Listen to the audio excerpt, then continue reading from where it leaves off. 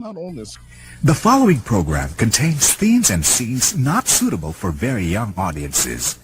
Parental guidance is advised. The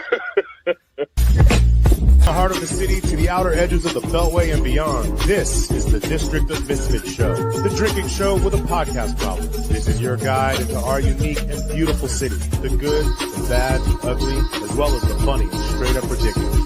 Told by us before someone tells them for us. The opinions expressed on this show are our own, and we make no apology. What up, what up? Hello, friend. Howdy, heathens. Welcome to another episode of the District of Misfits Show, the drinking show with the podcast problem, the podcast for the rest of us, coming to you live and direct from the Passenger here on 7th Street, Northwest, Washington, D.C., in the belly of the beast, a.k.a. the District of Corruption. I am your boy, Crushing Boo, here with my cohorts, Marcus, Val, and Jamie. We have a great show lined up for you. We got our friends Tom and Paul coming on. They're gonna talk about all types of things, and all of the things. And hopefully we'll have some friends popping in to bless us with their presence and regale us with tales of all types of stuff. Bullshit and fuckery. Happy Pride for those of you who are out there celebrating. For those of you not, do some soul searching.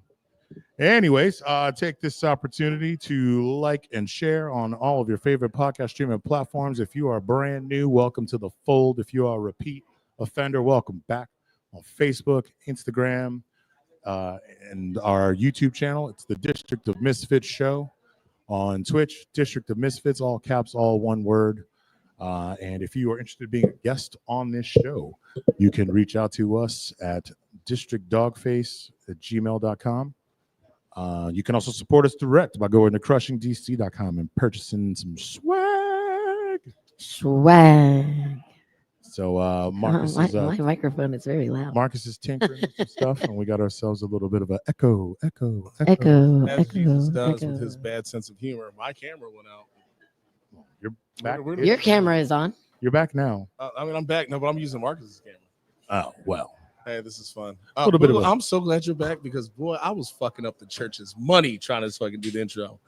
We are 4 minutes and 23 seconds. Marcus made 3 minutes and 10 seconds last week. So we're already off the road. And he used the F word like a comma, like I do. And the first thing, like he always says, is, "Oh, guess what? I'm just gonna edit it out later." And it never happened. It never happens. But yeah, it's good to be back. Big shout out to Paul. Big shout out to Paul. Big shout out to Paul. Big shout out.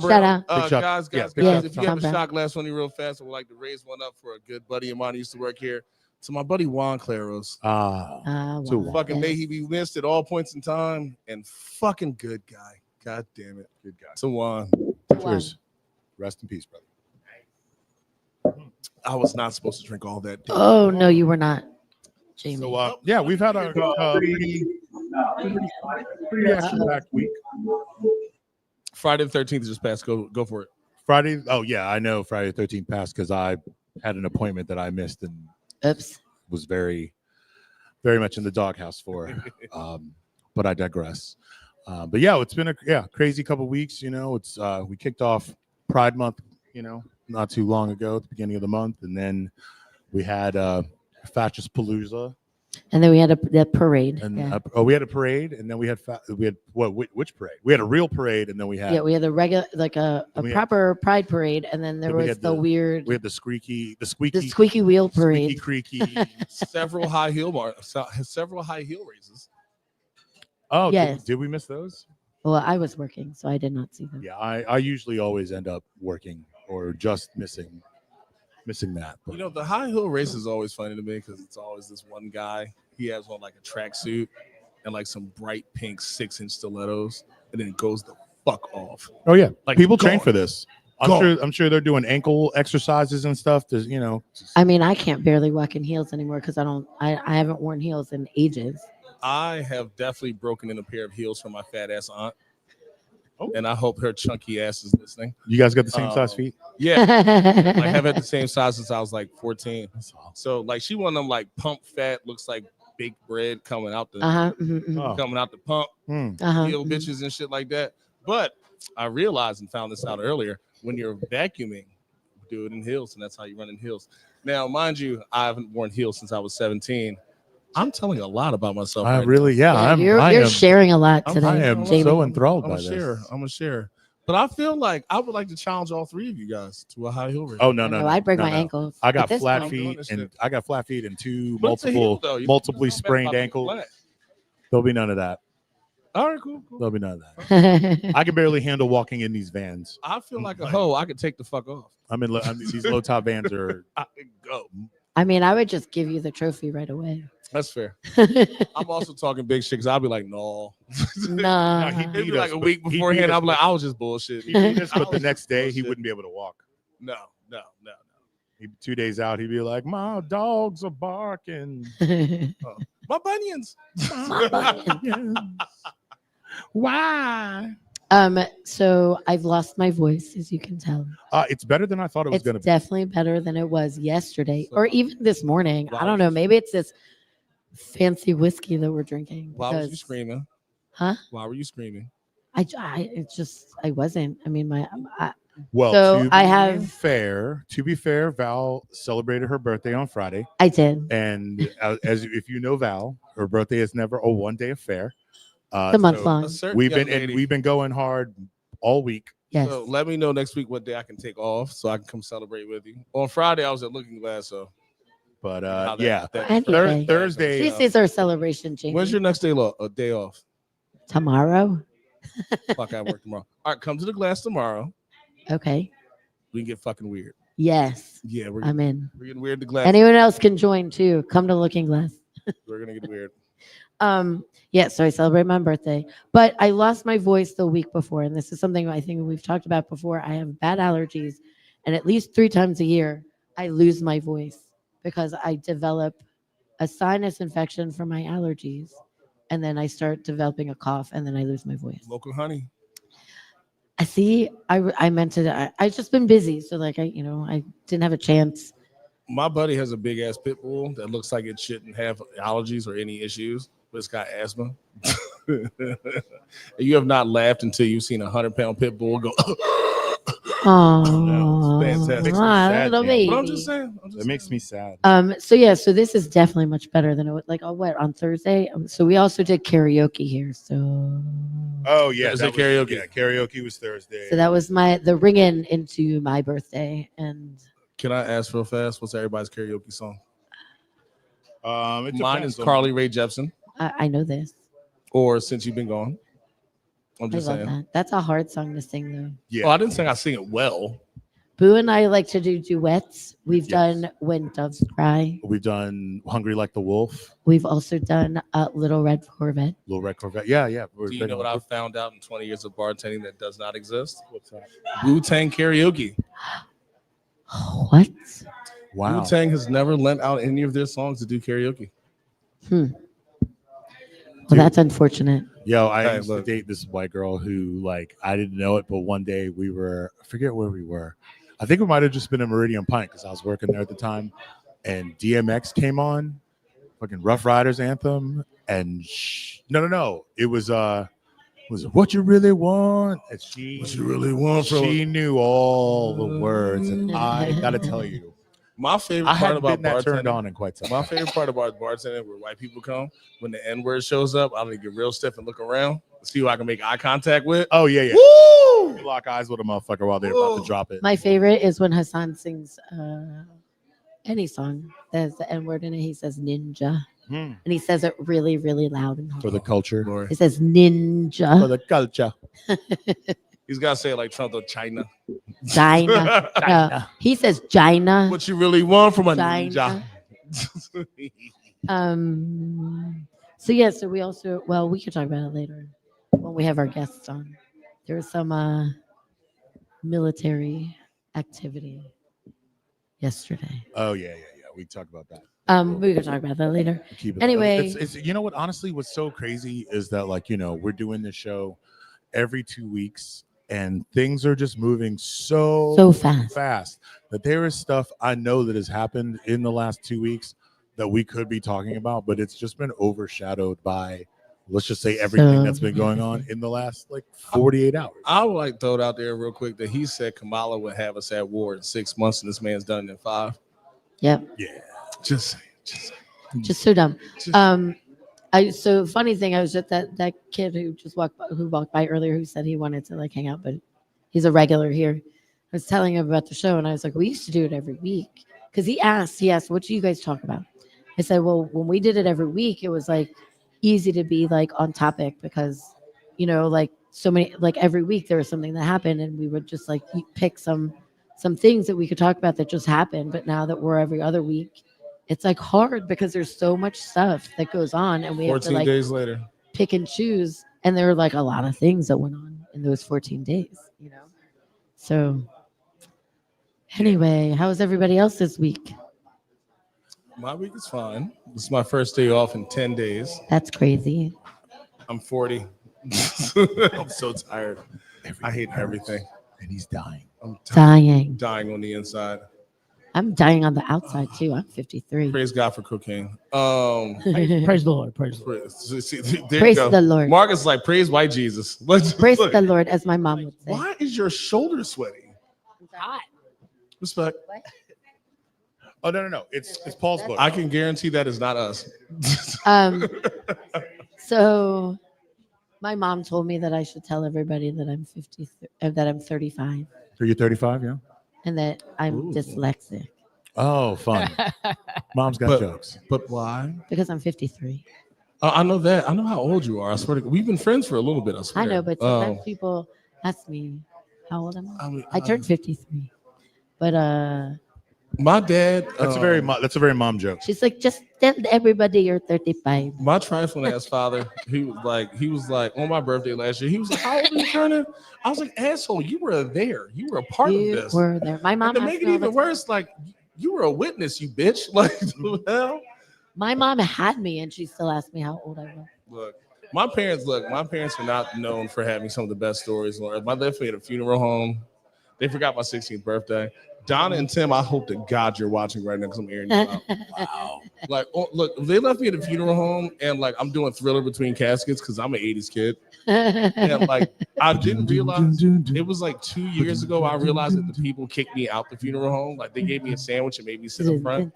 Oh no, we'll feed you, child, but you have to wait on the porch. But you gotta wait on the porch. And to avoid my 80s ass whooping, my mom got out doing her war dance. Like, I can't believe you did it. And my dad was like, Donna, stop. You gotta. Like, this isn't like, oh, we left you at Toys R Us. We left this motherfucker at the funeral home.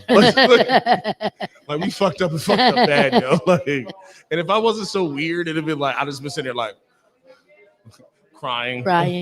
But my parents left me. I got to practice my doom, doom, doom, doom, doom. It was a good time. Amazing. So I don't know. I feel like we should probably, possibly do safe words. Okay. Just because, this is a bit of a special occasion. For those of you who do not know, Passenger is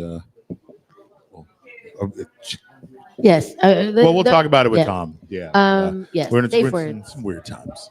Mine is coconut. Shit. My first show before the cameras ran, I was like, "Can I use shit?" Marcus was like, "No." Yeah. My unused safe word will be Manila. It's funny. I was gonna go with Trixie. I know you were. Yep. Of course you are. Except that's a. You can't use Trixie. That's a pronoun. I mean a proper name. Proper word. It's a proper name. Is that like? All right. It's somebody. Like if I was like John, it'd be like no.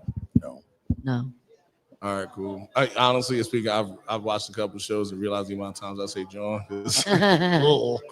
All right, cool. So we can't use Trixie. I can use Tricks. You can use tricks. Tricks are for kids. Totes. My safe word is going to be vinyl. Gonna be what? Vinyl. Vinyl. I like it. Your press records. Let me wait. I'm about to cuss. All right, so Gold Clover did like their first. We're past event the 10. this weekend. We're way past that. I know. Speaking of violence, Gold Clover did their like One first year? vinyl event. They did it from like midnight to like noon to 5.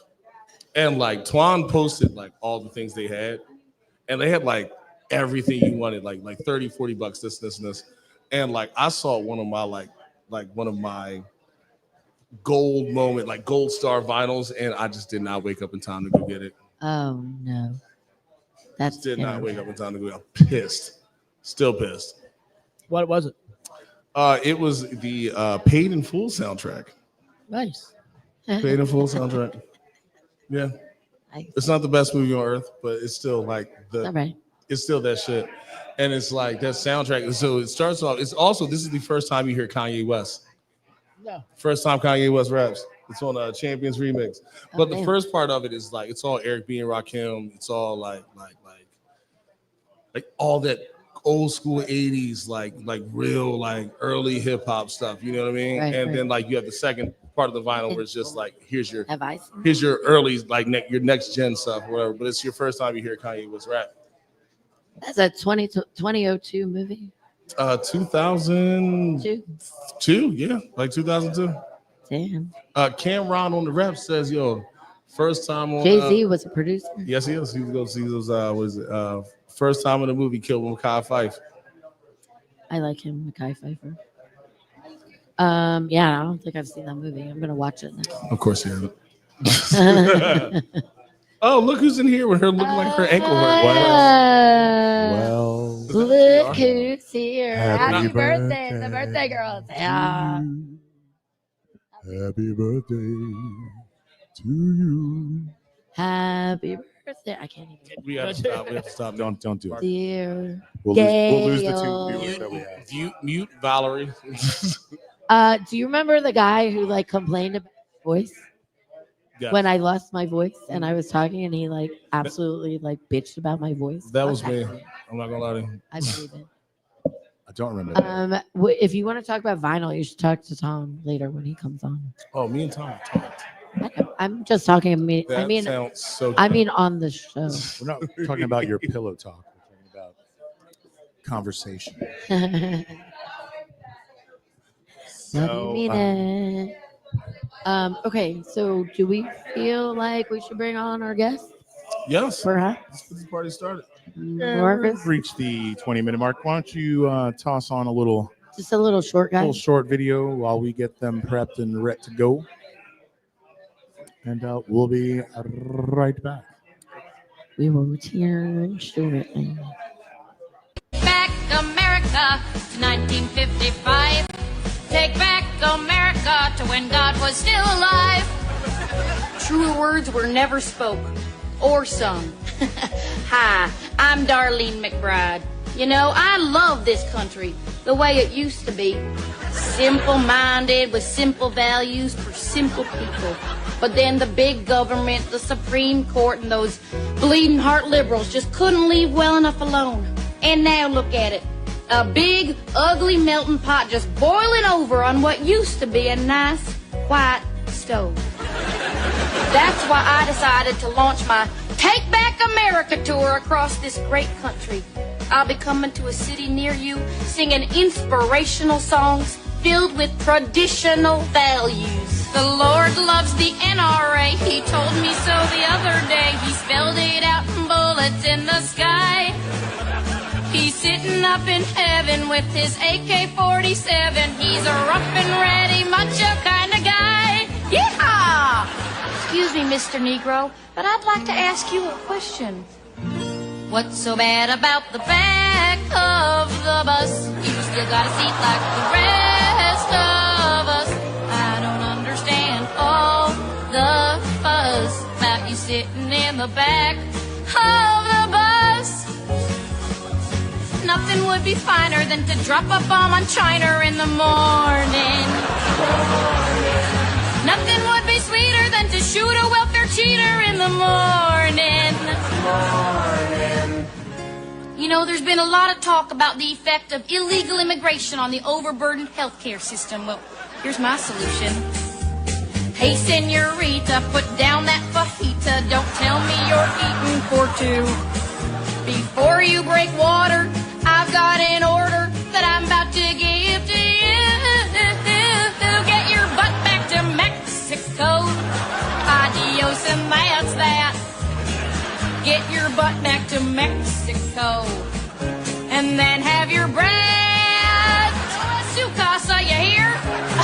Take back America. Be sure to catch Darlene in these cities on her upcoming tour. Laramie, Dallas, Little Rock, Amarillo, Topeka, Rapid City, Des Moines, Duluth, and Paducah. America, let's take it back, y'all. I look forward to taking back America with you. Remember, folks, it is not too late to give this great country of ours a fresh coat of white paint. And you heard that from me, Darlene McBride. Bye-bye.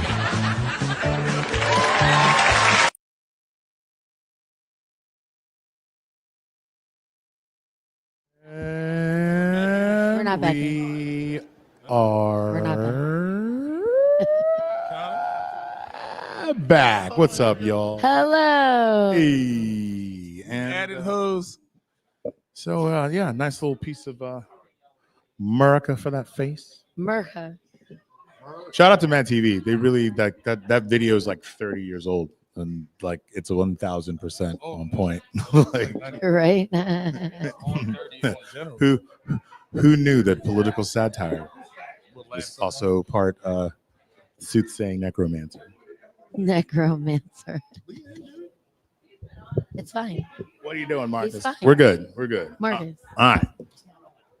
Oh, the camera is not on. So But then can they share? somebody's one? on. He's on there. So, anyways, without much further ado, I would like Hello. to take this opportunity to introduce our guests for the evening. What's happening? They're sharing a camera because the other one just Why? No. No, Tom is on. That one needs to come back to Paul. And this is how the sausage is made. Shall we argue some more? Nope. There you go. You sure? You're good. Okay.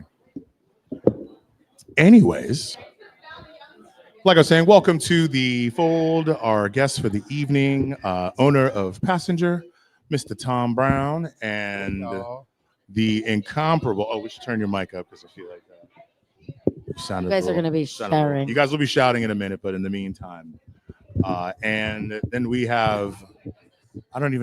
The list is too long. Author, TV personality, stylist, all the things. stylist, everything. cocktail creator extraordinaire. Quality thank you to your mama. You know, She would love that. I love that. I said incomparable. I'm gonna say it again. Give it up for Paul Wharton. Yes, thank you. I'm so happy to be here. So happy to be here. Really appreciate it. Really appreciate And it. I'm only a stylist because the industry has to find a way to make a gay person something. Housewives, they're like, I mean, if you think about it, though, right? Like, so the stylist incorporates everything you do. Be a fucking stylist. A person of style. It doesn't person of pigeonhole style. you. It could be your hair. It could be. Like, if E! News could be like the baddest motherfucker alive, they do it. That's it. But stylists would just be like, "Oh, you're just a stylist." AKA As baddest a motherfucker alive. maybe as a stylist, it allows you a little more flexibility. You don't get pigeonholed. Because I mean, there's many disciplines. The well dressed of the poorly dressed. Right. Well, then just call me stylist. There you go. But did you say E! News? Huh? Did you say I said if E! News could say the baddest motherfucker alive. You know what's funny is before they had Fashion Police, I worked with BET. They started. Get close. Marcus, I'm very loud. Is this just mine? Yeah. Is it good? I'm sorry. I don't know. What is happening? So I worked with Marcus is gonna die. I'm sorry. no, Marcus, don't die.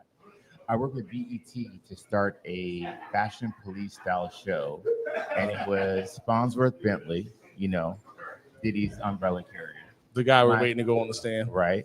Myself, Vivica Fox, and Vanessa Simmons, and we did a show called Who Wore What, and we It's a would lot of good wigs and a follow lot of bad wigs. What is that? It's a lot of good wigs and a lot of bad wigs. I didn't have a wig. I didn't say you, bro.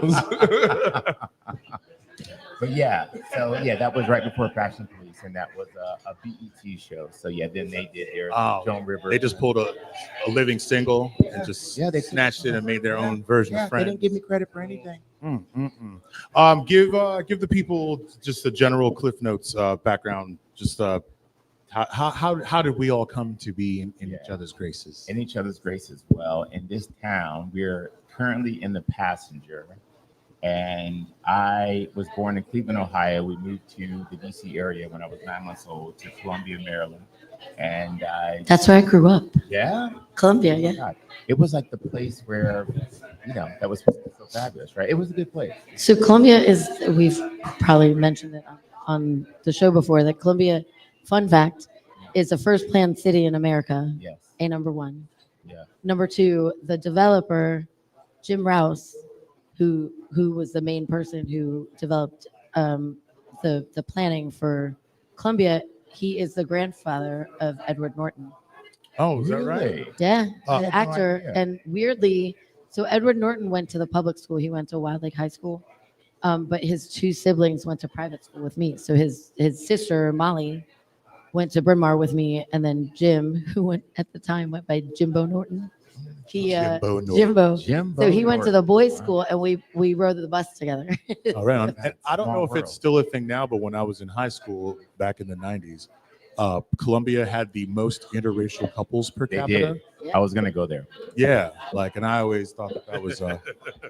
Wait! I want to go back to Jimbo. Was it a short bus or was it a regular size? All right, so I'm going to explain. It was a regular size. I'm going to explain this very Tom particularly. Brown. So, like, when your name is James, you have very particular options on what your name is going to be. So you get like Jim, who's like, all right, Jim, and then you got like your feminine version, me, Jamie, and like you have to pick which one to be, or you can be James and be the lame one. You know what I mean?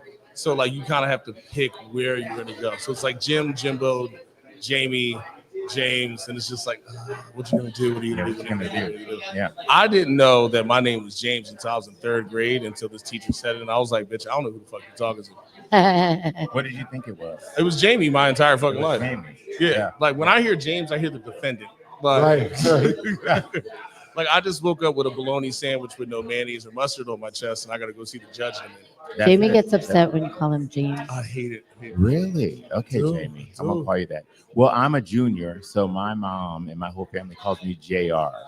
Okay. Like who shot JR? That was like a hell. That was my first. As a child of the 80s. That was my first trauma moment. Yeah. Watching Dallas, and I would go to school and then, who shot JR? No, I'm okay. It's me. I'm fine. My government name is Damon, and growing up in the 80s, I got Damien. Yeah. So I was Damien. the only. Oh yes. Oh, you were that crazy kid. All that, which is why as an adult now, I absolutely can't stand people calling me Damien. Call me Damon or call me Boo. Exactly. But let me tell you a good story about how I ended up right here at the passenger right now, because this guy right here, I mean, we look like the current day odd couple. In 2012, I was working on the CW. I'd been working on there for many years. I did the casting for Top Model for 16 cycles of that show. I worked on the CW. I know.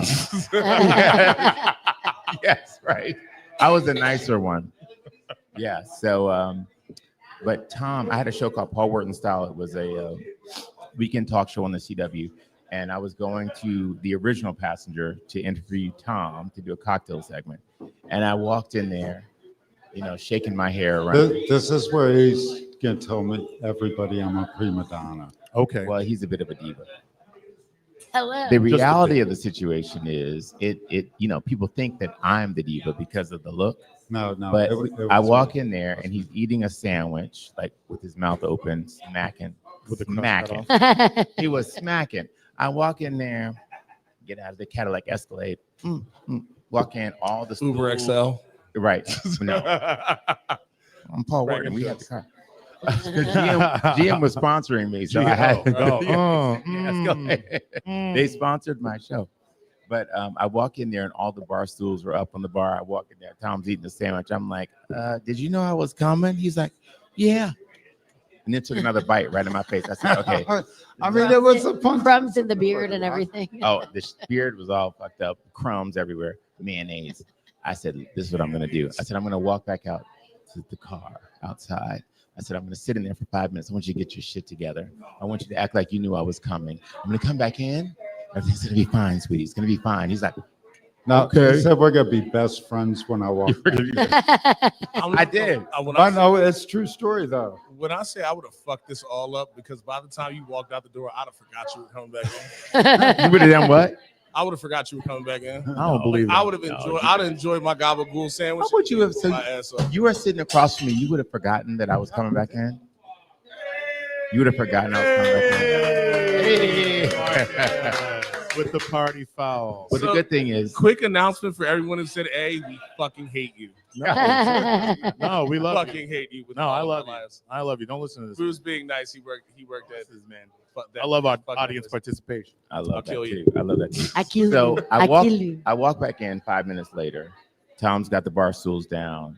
He's cleaned the crumbs from his beard, and we make a show. And that was in 2012. So 13 years later, I'm the godfather of his daughter Riley. Nice. We've been the best of friends. We have been the best. No, of friends. absolutely. I love this man. I would do anything for him. And so I go and do all my fancy shit, and then I come to the passenger, always on my way home, or I Get go his to, gimlet. yeah, Always the gimlet. and Val Always makes the me, gimlet. makes me a gimlet. But yeah, this is my family here. So yeah, Oh, I love love that. Tom Brown the most because we talk for like 12 seconds. Yeah. And then it's like pictures of our kids. yeah, What you doing? Yeah. He's like, I showed her about rocks. And I was like, you showed her about rocks? I showed my son about rocks too. Now, the amount of rocks we're talking about is different. Right. But These are G-rated rocks. G-rated rocks. But wait, Jamie, has anybody ever called you their queer crush? Tom called you his other queer. No, if queer you all crush. haven't looked at Jamie, he's Oh, a I'm beautiful cute. man. Now, And I'm not, I'm But a not- I queer am crush? a cisgendered Who man. says these things? I But know, you gotta think Jamie about is like a now. I beautiful know man. on camera right now, I look like a cold Pepsi because it's hot right now. Cold Pepsi. Like just a cold, like your mom's Pepsi on like July 4th. Just hot, sweaty. Sweaty I'm can. cute on the normal. I swear to God. No, Like, I seriously, swear. I'm telling you. I mean, I'm- let's talk about the luxurious beer. Hey, the luxurious beer. I didn't put anything in. I got like ran out the house real fast. I thought I was going to get gumbo when I fucked up the church money. That's what beautiful is. But- Beautiful is as but- it is. I love Tom too. No, lovely. How would these beards be if they kissed? God, that's a lot of hair. Right? I mean, it's Pride Month. It'll probably get tangled. Pride Month. Little We'll see after the show. That's for Bear your gods are Patreon. pleased. We'll That's do for a the kiss. yeah. That's for We'll do the a kiss off You for got to Patreon. We got to make it. I get the behind the Patreon. paywall. So, give us the play-by-play. What's new and exciting? Well, what's new? Well, so in 2020, my friend Vanessa Williams, you know Vanessa Williams at Save the Miss Best America? for Last. Yes, Playboy, that's Playboy. one of my very best friends in the whole world. Wait, pause. The only sister who's writing soul food? Yes, correct. Black Correct. reference. Black But reference. also, Black Vivica reference. Fox is a great friend of mine too. So I gotta support Vivica. Wasn't so wrong. She wasn't so Food. right. She wasn't so right. And soul food. She was. But Vanessa was, we were together on Christmas and she said, I'm going to go to London. I'm doing a show called City of Angels. The opening is on March 24th in London. Come and bring a date. And I said, I don't have a date. So I set my Tinder to He London. didn't invite me, by the way. No. Oh, I no, wanted he was Tom. he was looking to splash. I wanted a date I could close. I just Yeah, yeah. going over to London, I needed to like close it up.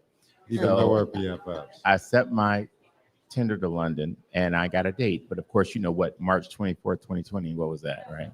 Shutdown total. Oh yeah, Nice. yeah. So I met this guy in January and I established this relationship. And then March came, Vanessa came back, everybody had COVID, it was over. And I decided in June, maybe I should just go anyway. So I got myself an apartment, a flat, big flat, Flat. a flat.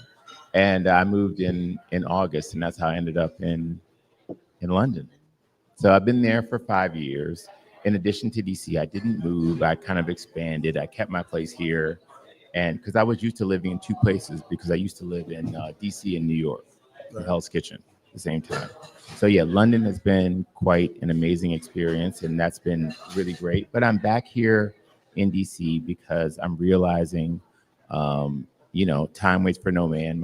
My parents are aging. And I want to be around while they still feel good, look good. We're able to for sure. have fun experiences. And this is my town. So no matter what's happening here, I don't want anyone to run me out. Of course. Town. Yeah, like that. that's the scoop. Amazing. So I feel like we've discussed this, but I feel like I met you back when I was working at the 3rd edition in Georgetown, way back in the day. Where was that? In Georgetown. I mean, like where in up the Georgetown? alley? Oh, in the alley no. where No, Blue no. Gin. I No, mean, okay, I Paul's lied. been up a No, lot the of third alleys. edition was like right next door, like on Wisconsin Avenue, where El Centro is right now. Oh, El Centro. Yes, I was there. Yes, and then I also saw you again at Rumors when I started working at Rumors, and I always was like, "Who is that gentleman with the lovely hair?" Yeah. He looked at you like, why you snitching? I know, right? Stop telling. I mean, was there. with the hair, always I was the there. hair, and I was always like, "Look, there he is." But I again." love hearing about these things because it reminds you as you start to think back. You're like, God, did I do anything? Did I make a difference? Did I have at least did I have fun? You know, you start to think back on You these had years. fun. So Where you were. me and Boo were probably supposed to be like soulmates long ago. Yeah. Long ago before we started doing this podcast. Yeah. But there's this one person who comes in Legacy Hi-Fi who looks like Boo before he grew a beard and got married. He has these dreads. He has the same look all the Who time. has a beard? So Boo has like a 20 years Got ago married. doppelganger Mm. and pops in all the time. And like every Tuesday, I was like, I just need Boo to show up right now. Like today. So the two of them would be there together. Yeah. So if together. the person that you think did something naughty, that was my doppelganger. Right. Yeah. Never. You were never doing anything I feel naughty. like That me and this wasn't. person would either get along really well or we'd be mortal enemies right off the bat. All top. Like, yeah. What about those Instagrams where they say they find these two people like from different parts of the world and they look Siblings are dating. exactly alike Oh, no. Oh, dude. So and they put them together? there's a thing. It's, they take pictures of Russians. Mm. And What? like there's apparently because Russians are so diverse. Yeah.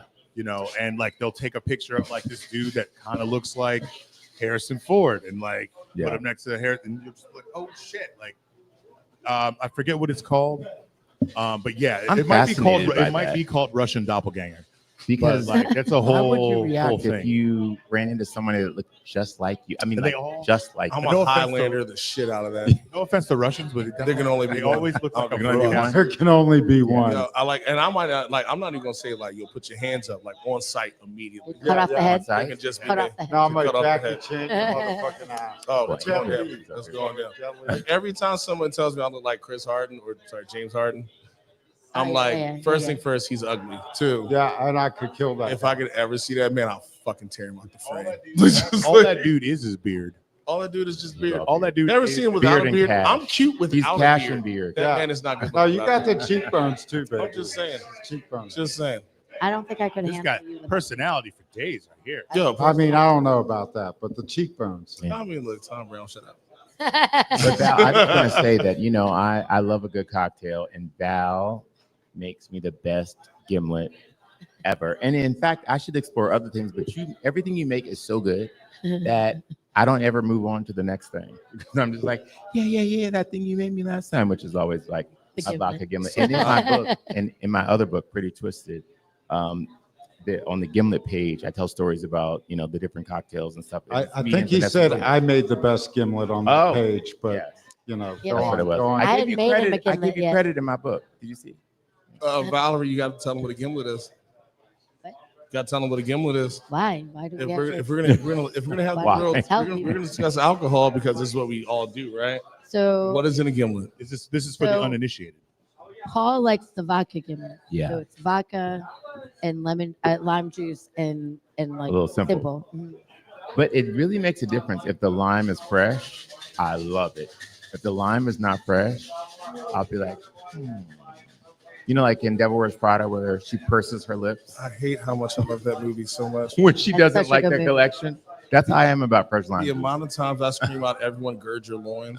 Well, you have to go to London. You know, Vanessa's doing Devil Wears Prada at the West End. I've been to London Wait, what? and I almost got robbed, and it was hilarious. Well, not even almost. Wait, who But- in London's trying to rob your big? So here's the thing. Actually, Yeah, I really. told you about this, Bill. I told I'm you about gonna this. rob the 6 Oh, foot no, no, 5 stop it. guy. No, so like Jamie hates British rap, so this is I all hate karmic British rappers payback for with that. all my. I, hate I don't blame him. I don't. But like I was like, the dude was like, follow me, and like you know you about to. He was get like, "What's up, robbed," bro?" Or somebody's about to get robbed of you.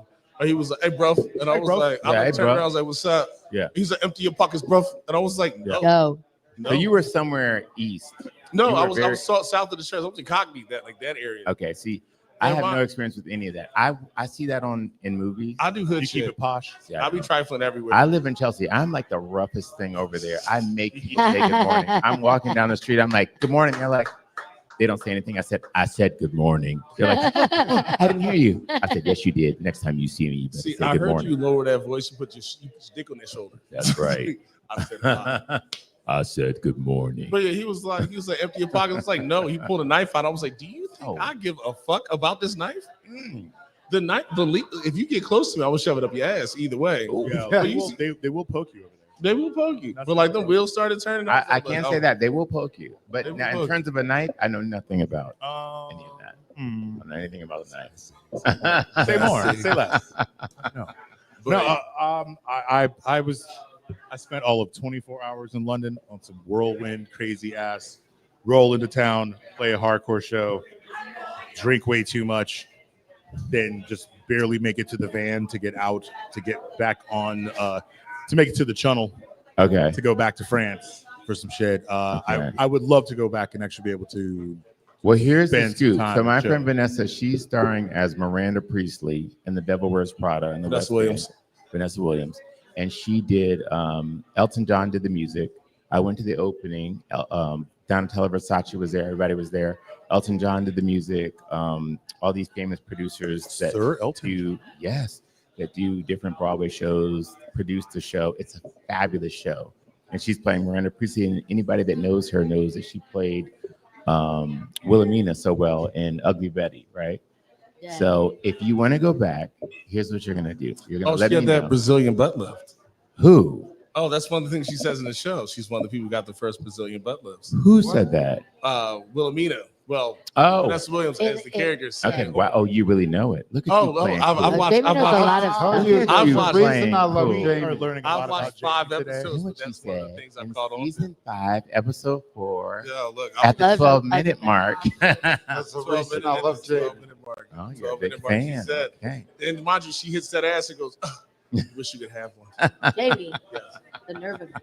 The nerve of me. Well, I just wanted to if you feel get the over things I fucked there, up. I'll host you. I'll take you to the show. We'll go and do something nice after the show with Vanessa, and we'll have a good time. But yeah, she's there till October 6th. Wait, I want to go. Y'all want to fuck up and go I take have to get my Marcus? passport. I think we should take the whole show to Y'all London. want to fuck up and take Marcus to London? Marcus, Marjolly, your London town? Marcus would be the first one to get hit by a car looking the wrong way by crossing Oh my the street. God. They Wait, do not care. Can I say like That's That like fucking my pedestrian shit does my not work. dream scenario with Marcus though, like walking down the street and Marcus gets hit by a fucking mini. What? And it's not because like the pain that Marcus is gonna get into, but it's just the fact that I get to make fun of Marcus because he got hit by a mini.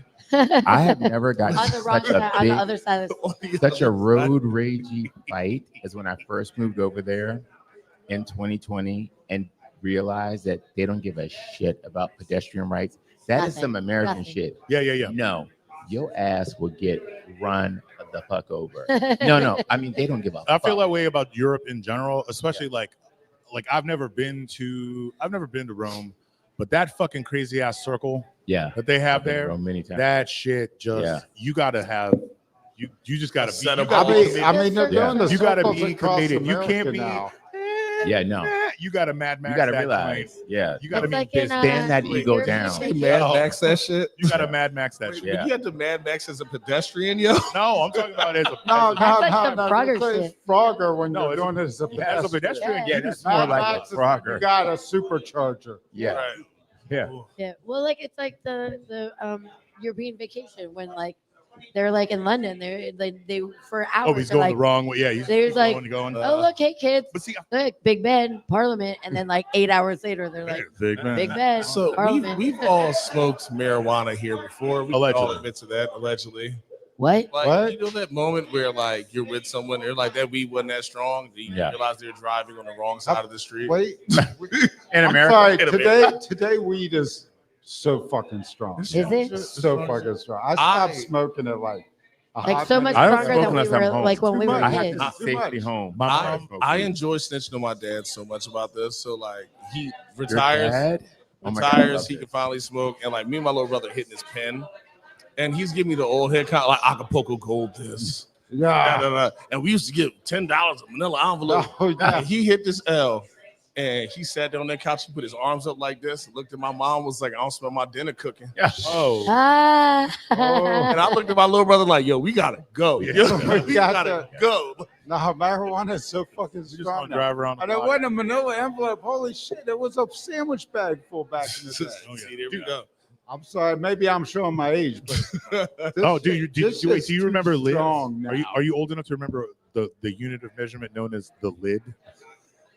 So my mom would be like, I remember you used to be able to get a lid for $10. No, lid. How much is a lid, Mom? Like She was like, it's 4 fingers. I'm like, whose fingers, Mom? Is it my fingers? Because that's a lot of motherfucking weed. The incredible hole. Like, I feel that way about people like, let me get 4 fingers of this. I'm like, go fuck yourself. Here's your ounce and a half. Whose fingers are we talking about? Right. Wait, when you're talking fingers, like what? Like in the bag. 4 fingers Yeah, in the his bag. fingers and your From the fingers, bottom of that's the a whole different. From the stuff. bottom of the bag That was the lid. to there. That's how much weed in a sandwich bag.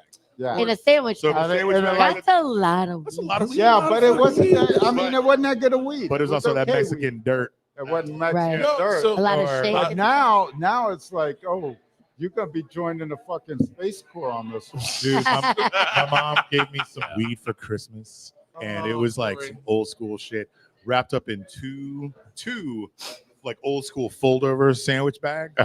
And when I like took it out of the box, she had it in another box, Oh and my then God. she had That's it such a inside mom. this Oh my container. God. Oh my God, My mom would do that. She would wrap it. Yeah, my like mom that. is Yeah. my mom's Nah, so you 72. couldn't smell Yeah, it. she's before you from got it. the old school. Yeah. And I So if your what mom though? smells it, she gets high. When I opened the plastic container that it was in, it was so pungent, and I was like, I had to stop myself being like, damn, okay.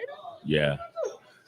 I'm used to me bringing the fucking high octane shit where she's like, Yeah. baby, she'll just roll a little pinner, smoke half of it. She always makes this joke that like, all right, so I'm gonna lay on the floor and smoke half of it, so that way I won't The fall best out. part is lay on the floor. That's the Lay best on the part. floor. That's the best part. His mom was like, I'm gonna lay down and do this first. She's like, I'm just gonna lay down in advance while I smoke I'm this. just give Boo, up to boo, begin with. Boo, your mom's like, I will preemptively. Baby, I'm just gonna lay down while I smoke this. And it hit this L. That way, save me Now, a my trouble mom of won't smoke, falling out on the floor. but she will take a cookie or a gummy, mainly a cookie. She likes when I have the cookies made for her.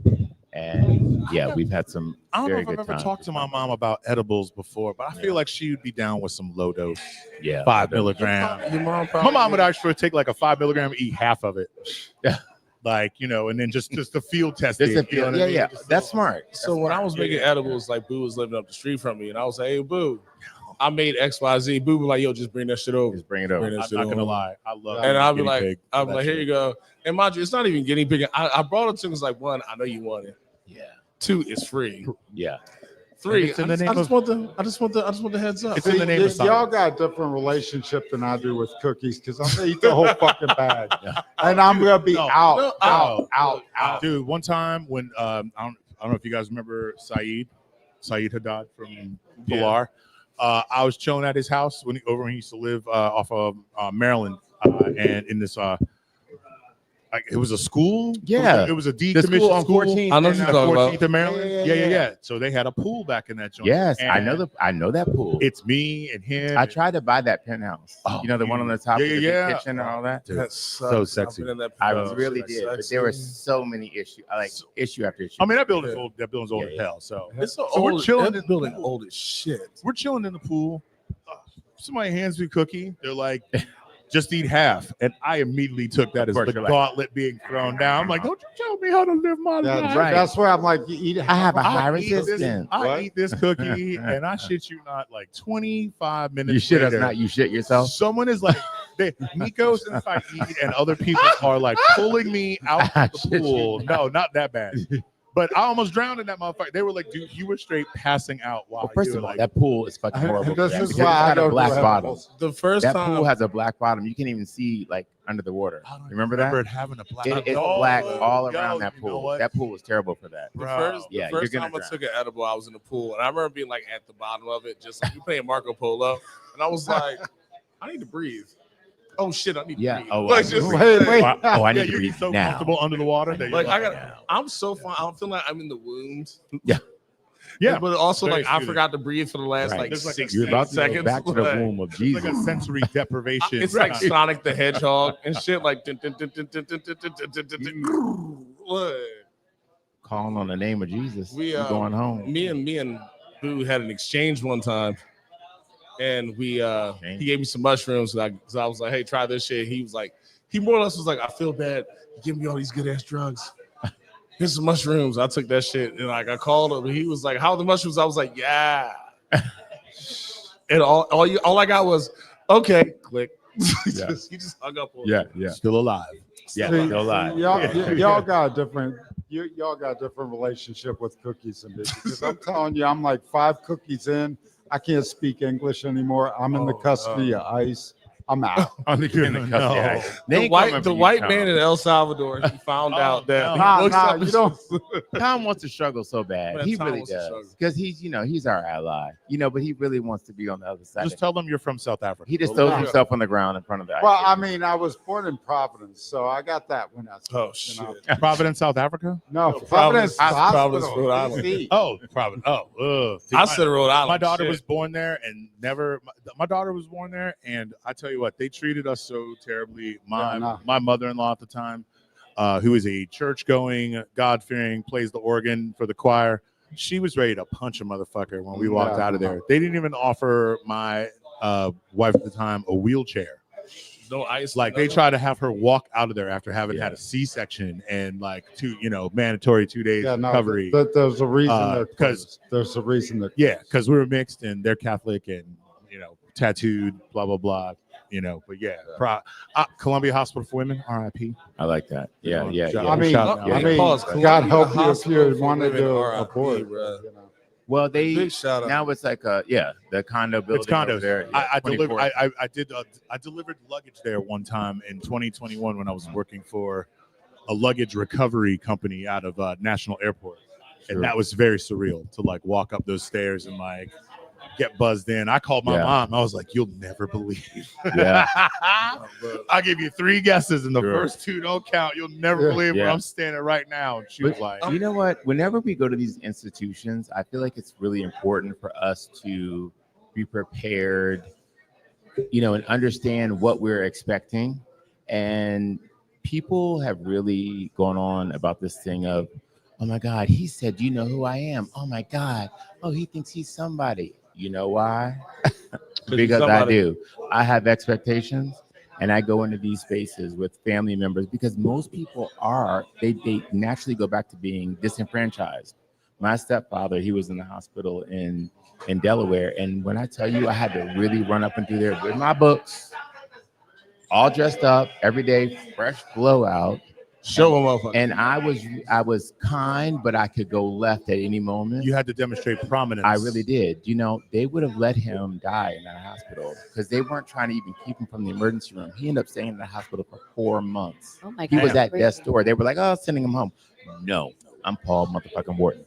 I rolled up in that motherfucker and let them know. And I just want other people to know that you have that power too.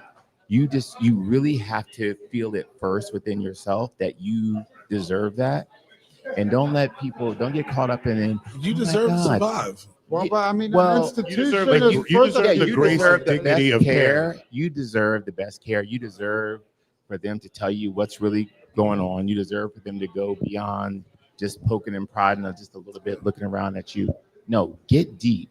Let me know what's really going on here and get to the bottom. And I do that when I go to the hospital. And so I just wanted to take that small moment just to let other people know that are listening to this. If you have somebody that you care about and they're in the hospital, yes. Do they know who you are? Let those motherfuckers know who you are. When my son's mom was pregnant, looking for hospitals to have a black woman have a child in. Yeah. It was like one of the most extreme things. We ended up settling on MedStar. Yeah. But it was like, all right, cool. All I see is black nurses, black doctors. Cool. Everything's going to be fucking fine. I didn't have one issue whatsoever. If at any point in time, when I say my ready to act, you still watching a hospital center? MedStar. Lafayette. Yeah. That's 24th Street. No, MedStar over on over by Looking Glass over there on North Capitol. All that. Yeah. Dude, that's where DJ. Center. Yeah, that's where DJ was born. Went there and like that was great. Like I'm ready to act in an ass. They were great. And like, mind you, slightly buzzed while the kid was being born, but also was still ready to act in the ass. There was not a moment in time where I was like, oh, I have to act an ass. I was so prepared. I told this one nurse, I was like, hey, I was ready to cuss everybody out. And she was like, why? And I was like, I was just ready to. And she was like, well, do you want me to listen to your speech? And I was like, kinda, but I'm not gonna do it because you don't need it. And she was like, cool. Yeah. Your terrible bed's over there. Yes. That was it. That's it. But going through those moments with like hospital care or human beings in general, sometimes you really do gotta act ass for somebody to listen to. As an American, as a Washingtonian, as a wherever you live, I mean, listening to this, they're all designed to work around profits, and they don't think about the people. Don't get me they're designed to started. work about profit. Yeah, but how about this booth start? But here's the deal. Well, just quick shout out to Dr. Teresa I know, Stone. Boo. I know I was pushing your buttons, so I'm sorry. Get me going. No. Dr. Teresa Stone, she's at MedStar. She's a Black female doctor, amazing. I mean, she's the best in this town, I think. She's at MedStar Lafayette. If you can get in with her, get in with her. That's my doctor. And she's been absolutely phenomenal. But I just think she's a general practitioner. Yes, she is. And I just and she will. And I go in and I'm like, look deeper, go further, keep going, call me somebody else. Yeah, look at that don't toe. be afraid. That's the other thing. Look Don't at be my afraid to ask balls. for more than one of Get them. up under there. Look at my balls. Stick your finger in there. No, I want to know. Don't like have me back out here in these streets. You better check that oil. Check that oil. Check that Earl. Check that Earl. Get your Earl check, y'all, out there. Listen, you got the power. Get that Earl checked. Hey, I wanted to take a quick moment. It's been a moment since we've done our call to action, and then I want to talk to you, Paul, about your book that you're so kind enough to bring us copies of. If you are watching on any of our favorite podcast streaming platforms, on Facebook and Instagram, as well as our YouTube channel, we are the District of Misfits Show. On Twitch, it is District of Misfits, all one word, all caps. And to take this opportunity, if you are interested in being on this show or being a guest on this show, if you're interested in being a guest on the show or us helping you with the podcast, because we can make that happen. Nice. Reach out to us, districtdogface@gmail.com. You can also support us directly by buying some merch from us at crushingdc.com. Share it with your friends, lovers, and frenemies. And so, back to you, Paul. You brought in a few copies of your book, and this is the second. No, this is my first book. This is pulling it all together. This is the first of two. Essential Style Advice and Being Beautiful, Confident, Most of All Happy. It's a Simon & Schuster book. And this book, years ago, I'll just tell you a little story. Years ago, when Queer Eye for the Straight Guy, that was a big hit. Mm-hmm. And they were going to do a spinoff show called Queer Eye for the Straight Girl, which they did. It only lasted one season. And they called me in, and I went to LA, and they offered me this contract. Money was ridiculously horrible. So, and I know this is an interruption. No, I gotta hear this. Never mind, keep going. I'll jump in later. Yeah, I want to go. This is so basically way back then in 2005, I think it was 2005, 2004. I went to LA. I remember renting a Hummer, like an H2 Hummer, a yellow Hummer. I'm coming out with my Birkin bag and my H2 Hummer to the casting for this Queer Eye thing, and they had offered me this show. The money was ridiculously low. I would have had to move to LA, relocate myself. There was no clothing allowance. The cash was like nothing. So, but I still wanted the job based on what Queer Eye for this Straight Guy had done. Right. And so they put the guys together, me being one of them, and we have this woman there, and she's there, and I didn't like that the producers were pushing us to kind of make her cry. Okay.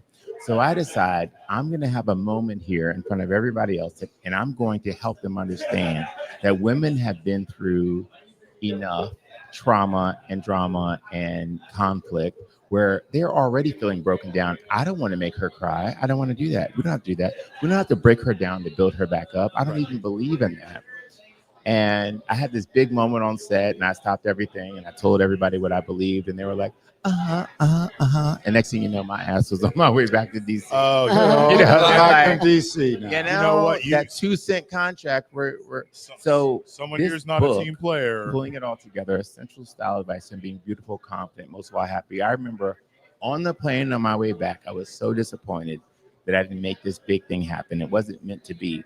But I said, you know what? If I'm ever able to tell my own story or the way that I would like to do it, I'm going to do it in my own way. And that's what this book is. So it was many years later I did this book. And I want it to be something where, you know, people understand they, you know, from skincare and cleansing and exfoliating and, you know, rejuvenating and sun protecting and all of that to your silhouette and to, you know, dressing for work and dressing for fun and this self-care and sleep. It's for everyone. For everyone. It's for everyone. I mean, my career has been really about supporting women and encouraging women. I mean, I am a feminist, but I also know that men can take a lot from this book as well. But I did it my own way because I don't like to break people down, to build them up. So I took the longer way around in my career and had a lot of great wins and some that just, you know. I have a question for you. Yes, tell me. Well, it's almost a two-parter, and one doesn't even really matter. But just out of curiosity, part one is when you were I guess auditioning for this show. Yeah. And it was supposed to be kind of a spin-off or whatever. Or how is it? I guess how is it going to differentiate from? Well, because they were doing women instead of men. You know, Queer Eye for the Straight Guy does like straight guys. Yeah. And this would be 4 gay guys making over a woman. Okay. And my second thing is because like I remember during the peak of the Queer Eye phenomenon, the term metrosexual was being thrown around, and it was like, you know, I guess a straight guy that like was so in themselves and stuff that like they could be considered like they were almost putting on a gay aesthetic, whatever the hell. Like, I just want to know what your thoughts on. Well, listen, I mean, because no one ever used that term. Well, I never really believed in that because people feel what they were saying in those moments were, you know, straight guys are messy and gay guys are neat. And if you live long enough, if you know enough people, you realize there's some messy gay guys. Yeah. You know, you go to their house, you're like, how do I get in? You know what I mean? I like to tell people like this. Have you ever been to a girl's car? Yeah, they do the same thing with I feel like I don't even want to. I don't want to. You ever been? Girls' cars are a whole different animal, man. They say a girl's car is a representation of what her house is like. You ever been to like Valerie Torres's car? Excuse me. Dude. No, Valerie lives like a stripper in her car. Oh yeah. Okay, yeah. Sorry, there's a T-shirt that says cocaine that belongs to me that is still in Valerie's car.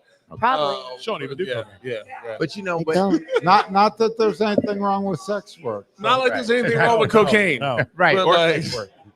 But you know, Listen, that's my mom probably, might be watching. That probably dribbles into like more like depression or ADHD. You know, there's other things that go into you not being organized, and you don't have to be naturally organized. But if you want to move forward, if you want to get unstuck, the first thing you have to do is get organized. You gotta clean your space. That's exactly what Paul said when he came to my house. I feel like you saying unstuck though. You saying unstuck is like to get into a huge broader issue, right? Yeah. So like I am a pedicure manicure guy. Yeah, love it. The amount of times I've been called the F word with the big G's and the T. Okay. Because I've gone I go every 45. They call you that just because you get a pedicure and a manicure. But you have those men who look at you on like Wall Street get pedis and panties. But you get those men who are like, why are you doing that? It's like, oh, I'm on my feet 9 hours a damn day. Well, those are people telling you that playfully. You have to imagine somebody half your size, I'm not saying half your height. I'm not saying playfully. I'm saying like things that are like nobody's calling you that. I was like, who's fucking spicy to him? Like nobody is calling you that. No.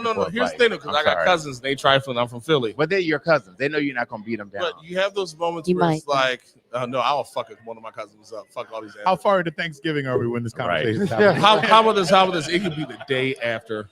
Like I would tear a motherfucker out the brain. Is Jamie holding a turkey leg while this conversation is going on? I know I'm going to make this deeper than it is, but having that black man moment, okay, and like you do something with that piece of like take care of yourself, or like moments I've had with family members or friends or something like that, where you're like, oh, that's white people shit. It's like, well, I just seasoned the other way. Sure. And you're telling me that this is white people shit because you're just not used to it. You know what I mean? Reading your intro of it, of like, oh, have you ever not known your sense of style? Sure.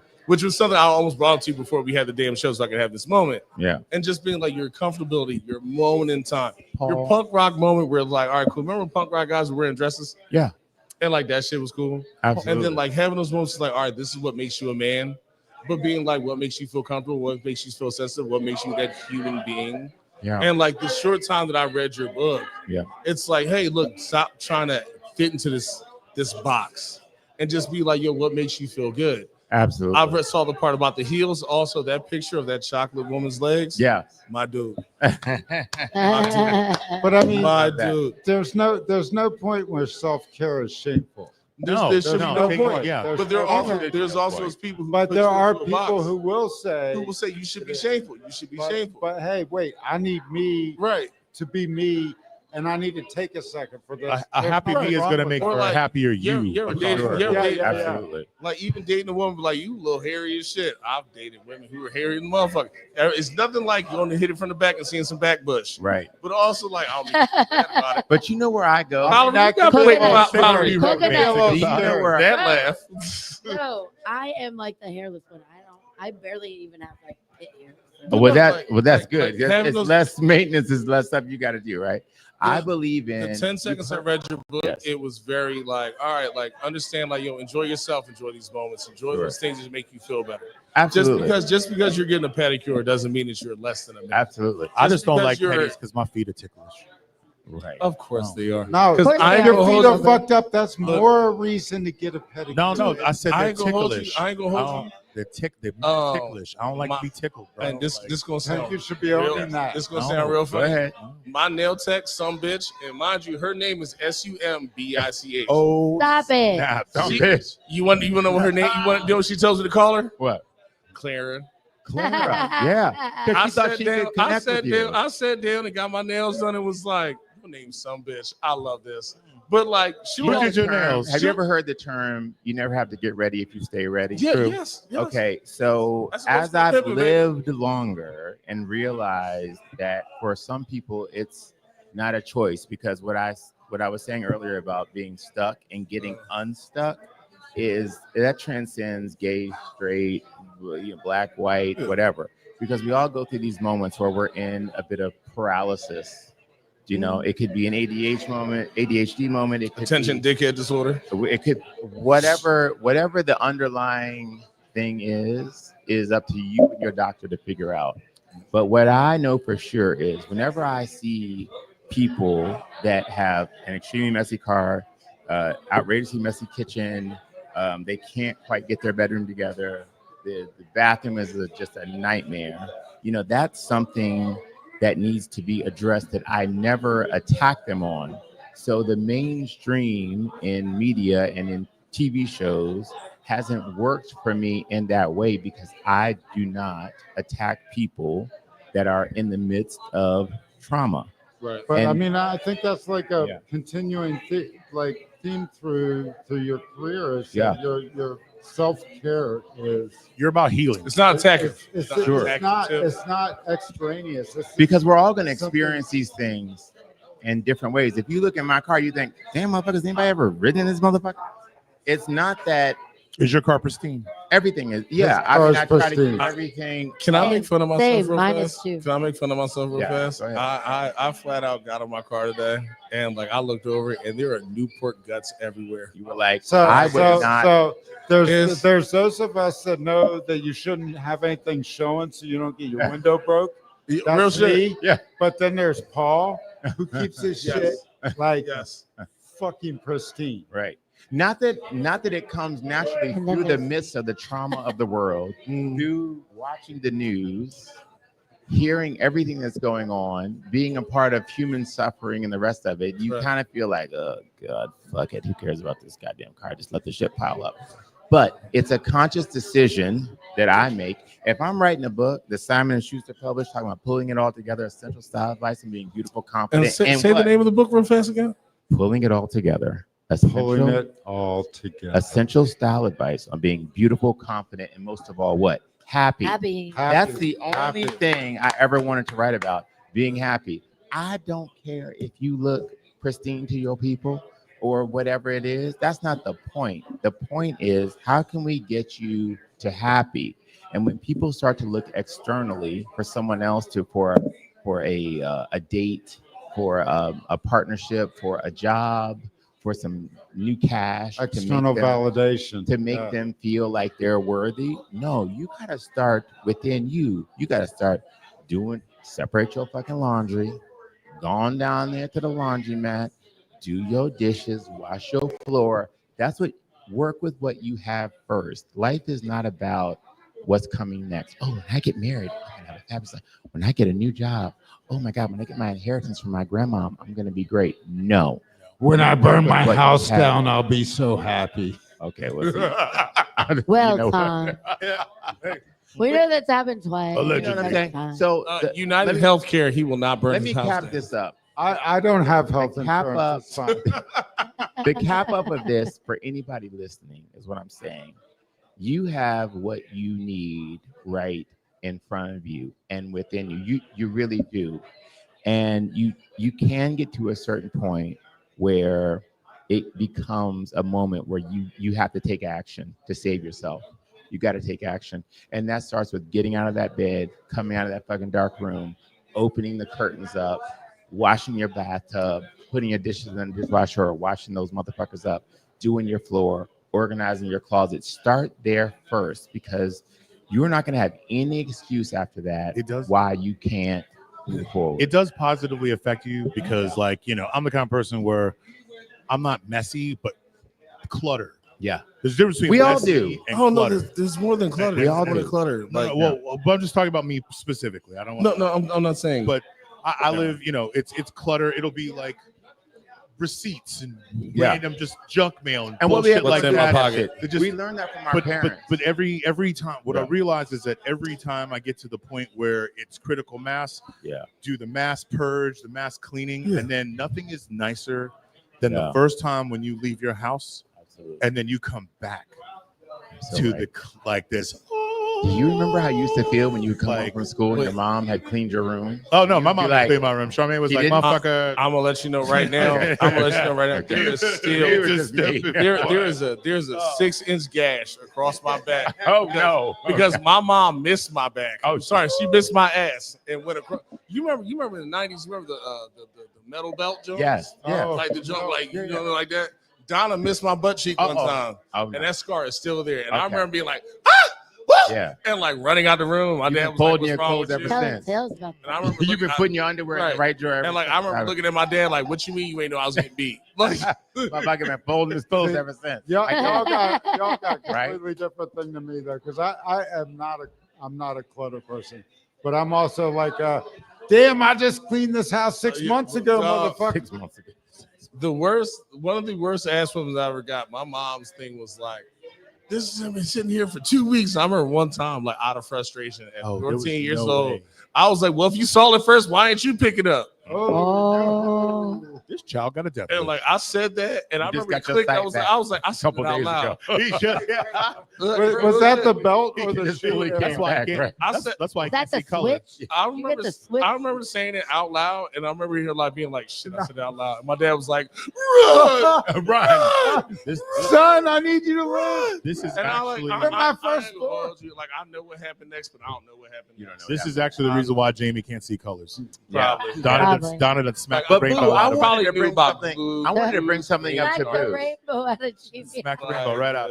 I want to bring something up to Boo, and then we can, we move on to Tom. But Boo, when I moved to London, I was in here one night, and Boo was in a very frisky mood. I mean, he was just frisky, meaning like frisky. You say? Watch Frisky. this. I mean, have you met Boo? Let me clarify. Words. Let me clarify.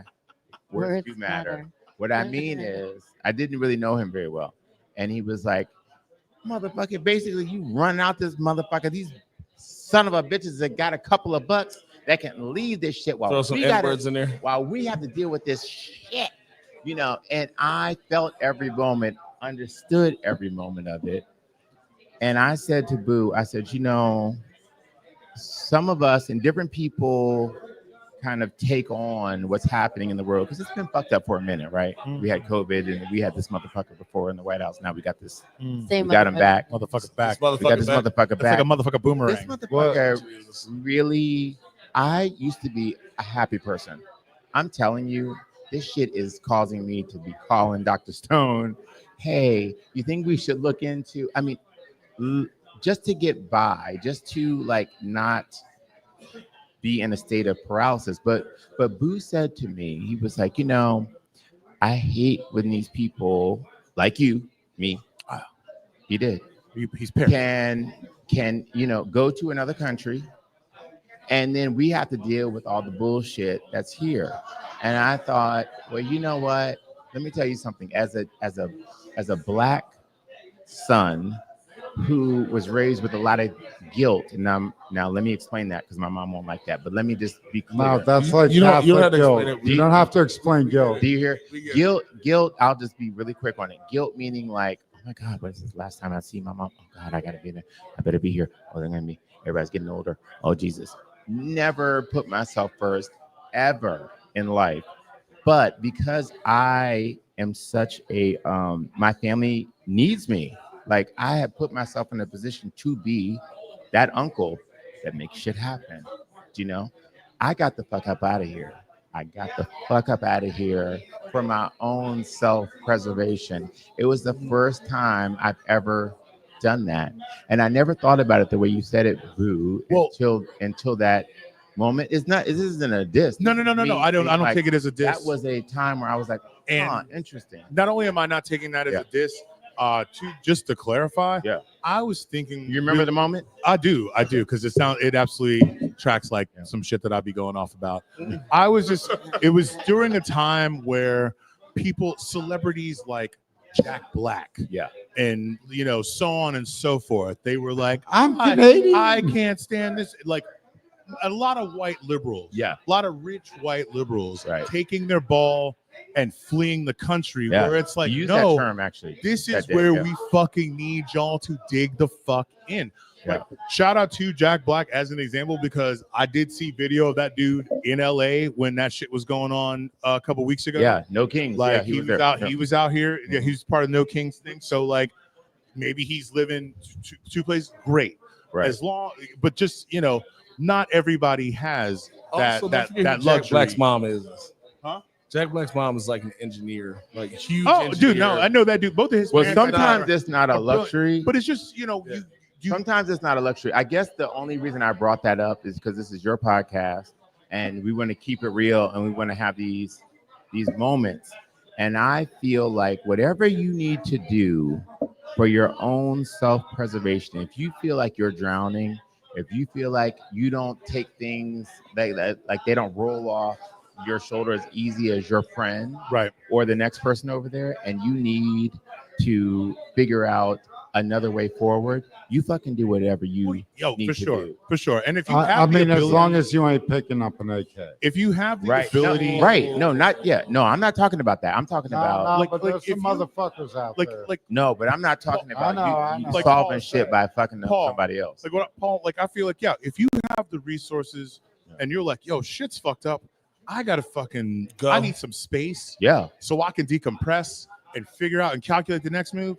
That is totally fine. I'm talking about motherfuckers who are like, fuck this, I'm burning my passport, I'm a French citizen now, like, and but that Hollywood money and all that shit is I'm talking about them Hollywood Bamas. I ain't talking about real. But no, you got in my ass that day.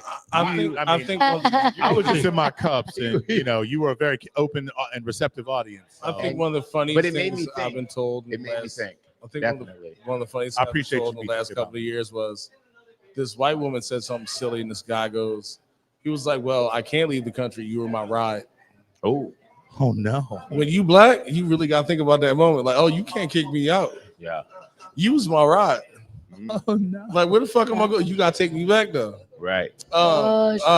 Me and Boo talked about how him and his children have done like history moments and like have like done papers, and my kids are very curious. The teacher's like, I wasn't expecting to hear that piece of information today. My son loves to throw a curveball. My son had to do a Lincoln docu-like thing. Now, are your kids mixed? And your wife is white?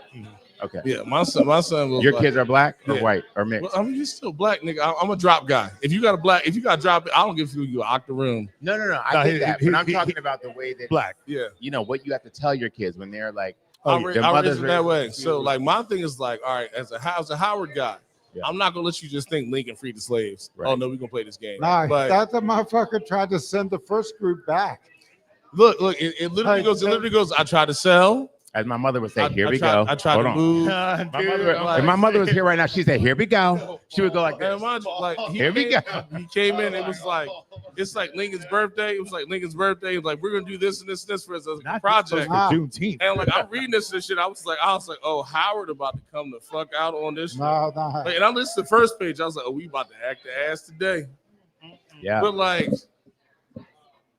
those moments where it's like, go back to Africa. No, cuz you was my ride. No, yeah. My kids, you got me here. My kids know that they are mixed. Fuck and they you. definitely identify more as black But as anything. And it's through an organic, it's just through organic, stuff. Conversations with me, conversations with my mother, because my mother is very invested in them and their future. The fact that they go to school in PG County and 80% of their classmates are Spanish speaking, you know what I mean? And then it's the rest, there's like 2%, maybe 1%, 2% white, and then the rest is black. So like, oh yeah, their blackness is right there. Yeah. Like just for them to see. I will say this word that I learned from Boo was the Schadenfreude. The Schadenfreude. The Schadenfreude. The best word the Germans ever created. Yeah. Yes. There's no other word in any language that means what it means. Okay. So Boo. What does Schadenfreude mean? It's when you take pleasure in the misery of others.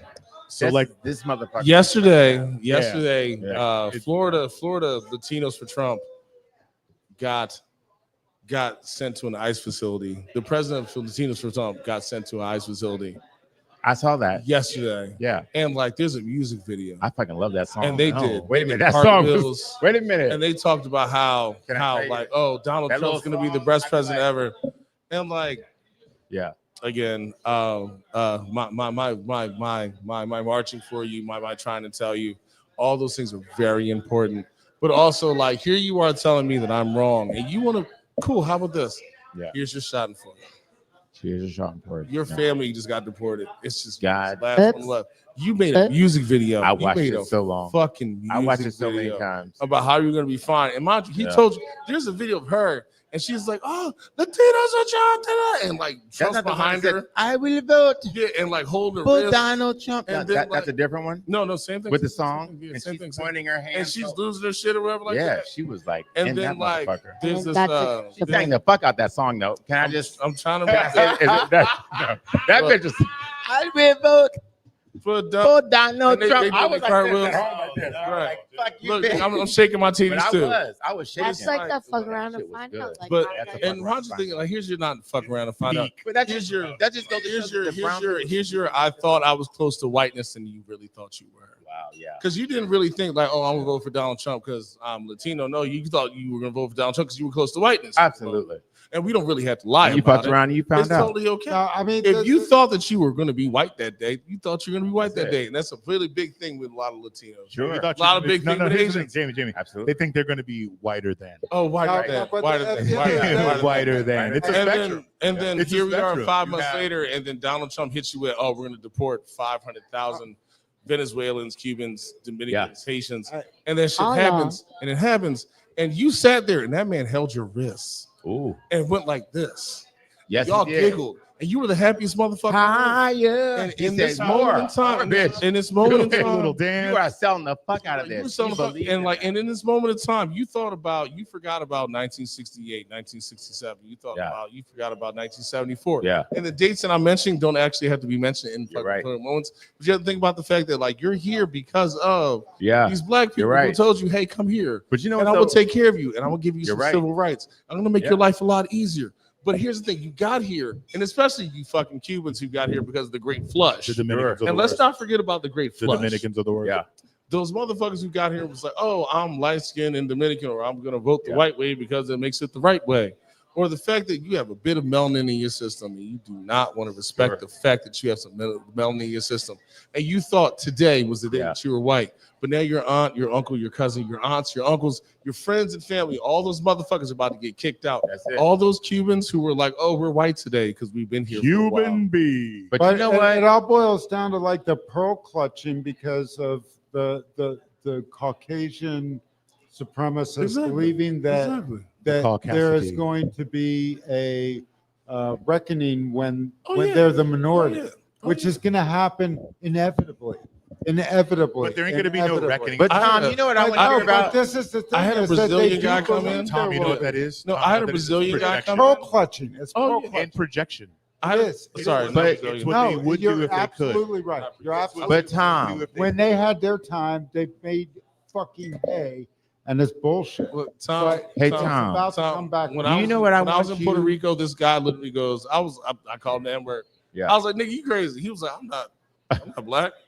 I'm I was like, saying now. excuse me? I am not black. He goes, Disrespect he like goes- that in my life. look, he goes, I'm not black, I'm Puerto Everybody Rican. said no shit like that to me in my life. Look, How look. many times you said it? Oh, all the time. But All the shit, anybody said it No, to me. Paul, he goes, I'm not black, I'm Puerto Rican. I was like, cuz if you fell in the street, you would disappear, motherfucker. What Yeah, the fuck? that's it. Like, you don't understand what this island used to be. Like, cuz, guess what? I hate to tell you. You black, Yeah, bro, that you shit black. sucks. I get it. But I understand. want to say If something. I could have I 15 wanna minutes say to get alone something. as a white person, it'd be the shit. I've been friends with Tom Brown for 13 years. Now, let me tell you something. I don't know if y'all can see us on camera on this podcast. I have not. I don't know what's I don't happening. look at this. If they can see us, Tom is the most MAGA-looking motherfucker on the face of the earth. He could infiltrate any MAGA organization, but he is the father, the white father of a black young Beautiful woman, 10 years old.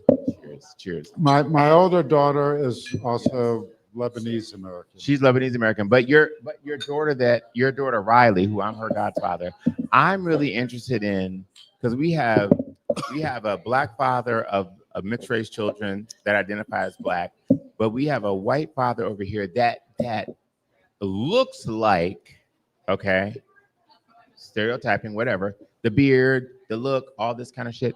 That looks like he could get right into that old MAGA shit, right? Willie Nelson. Raising Or like silly Nelson. I'm not silly Nelson. Shit. Raising a black. So I kind of want to hear just a little, like, because I've seen him. I want him to just more share with the people because he's told me, because I know how he vibes. How do you, as a father that's so involved with your daughter, and you're navigating right now in this moment that we're in, where we're all in shit, we're all in the chaos, So much shit. and the complete, like, it feels like they're just taking our fucking town, they're just taking our country over. How do you navigate that? What do you say? Well, I mean, the thing is that, like, you know, what I know about raising a black woman is nothing. Okay. Right. And so what I do is I seek out the strong black women that I know, and I seek out the strong black influences that I know that can help me navigate as a white dude. Yeah. You know, to Move. understand what's going on. You know, Right. I don't obviously. But you're not looking for answers. No, there is no answers right now. I mean, So you for fuck's stand- sake, have how do you you seen what's stand- going on, Dude, So But, you like, just stand on the right side of history. I'm No, saying but on a there- day to day. But on a day to day, yeah. on a day to day, what I have to do is raise a strong woman. That's it. Right. I have to give a woman the tools to move forward with. I have to give a woman the things that I didn't have as a kid. I didn't know what those things were. So, right. Tom's stories reminded me of. I feel bad because I watched this movie. I can't remember how it all plays out, but it's a Kevin Costner movie where he basically well, I mean, just about every Kevin Costner movie is a little racist. No. This movie, Kevin Costner's from Compton, dude. In the movie, he is a grandfather who is now charged with taking care of his mixed race granddaughter. Yes, I've seen the movie, and he was like a Republican. He's like a total conservative, and he has to learn how to manage her hair. In the morning and that type of shit. So, like, you as a yes, father, I had to manage my daughter. But he was different though, because he was already like completely liberal. And all, yes, you're one of us, but just it's a thing that a lot of people don't take into account when you are dealing with a black child. Right, but like raising a daughter is a fine line anyways, right? You gotta be careful anyway. It's hard enough to raise a boy. What you gotta do, called Black or White? Huh? Black or White? Yeah, black or white. But Real, yeah. You got to give the kids the tools to navigate the world. You know. I'll be right back. You got to give the kids the tools to navigate the world, and not some false ego. I don't tell her, she's the smartest or she's the prettiest. I tell her, I love your hair today. I tell her that was a smart thing you did. I tell her that I believe in you, and those are the things that I think that like that's the difference. Is like not feeding this like, oh, I want to like blow smoke up your ass. Yeah. I want to give you the tools you need to fucking take this world over because everybody right now is fucking knowledge is power. Yeah. Here's all the knowledge and all the power. Here's what I can give you. Please. Tom, I feel like let me know if you can relate. I feel like my son is 14, my daughter is 12. They are both in the 99th percentile in terms of height and size, weight, everything. So they present as adult size. Yeah, right, my son is 6'1". My daughter is 5'9", and with no stopping in sight. 12 and 14. 12 and 14. My God. That's the stress of that. But they've always been inquisitive. They've always asked a lot of questions. Like I remember picking them up from like when she was in pre-K and he was in second grade. He just had a million questions and she would just sit there and just absorb everything. And like, I always walked this fine line between being honest with them, but maintaining their innocence. But I know this about you, Boo, though. Once you learn shit, you can't unsee it. Right. You can't unlearn it. So like, what I don't want to do is give you too much information. No. Okay. But if you ask me something, I'm going to be 100% honest with you. I've known you for nearly 20 years, Boo, and what I know is longer than that. You are not going to blow smoke up anybody's ass. No. I know that. But at the same time, I also know that, and you're right, it is a fine line.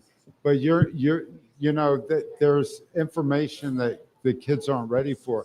And sometimes it's okay to look at the kid and say, I'm not ready to tell you this. Really? I don't want you to I don't know about that, Tom. I don't know about that, Tom. They're going to see it either way. Well, the only downside to that is that if they're really hungry for it, they'll try to find it. And your daughter is smart as hell. Right. I'm wondering, when you go to Cracker Barrel, and first of all, we don't go to Cracker. Okay, well, we got a Waffle House like civilized human beings. I'm just saying, you walk in people perceive you one way, and then you come in with your daughter. Those are the moments that you got to be like, okay, now let me tell you what this was about. I was in there, sat in my seat at Cracker Barrel. You came out, or I don't want to say a name. I don't know these places. I don't go. I don't pretty fancy, but you know what I'm saying. I know this shit because I'm from Cleveland, right. So I know these places. I don't acknowledge the kind of racism that comes up from that kind of bullshit.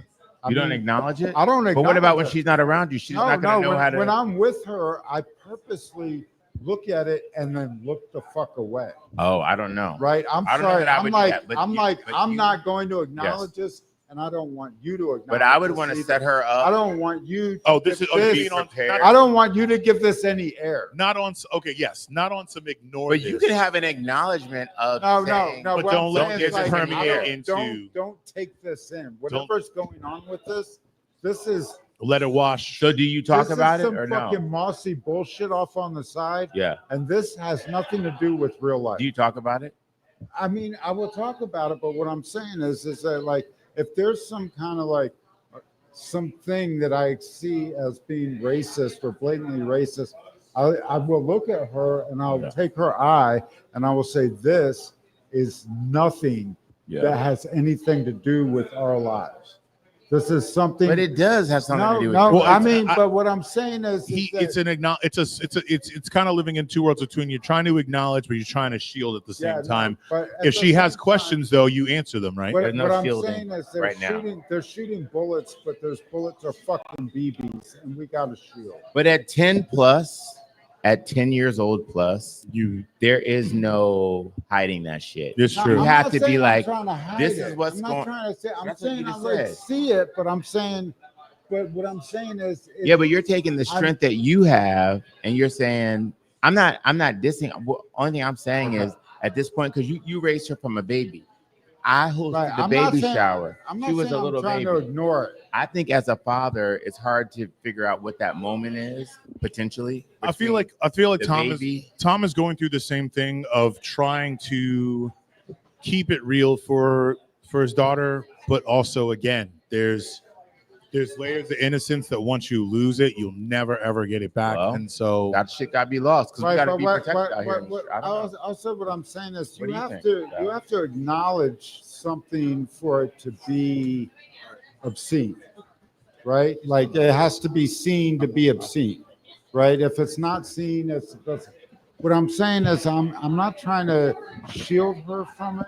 I'm trying to say that these motherfuckers' point of view is so insubstantial that it doesn't.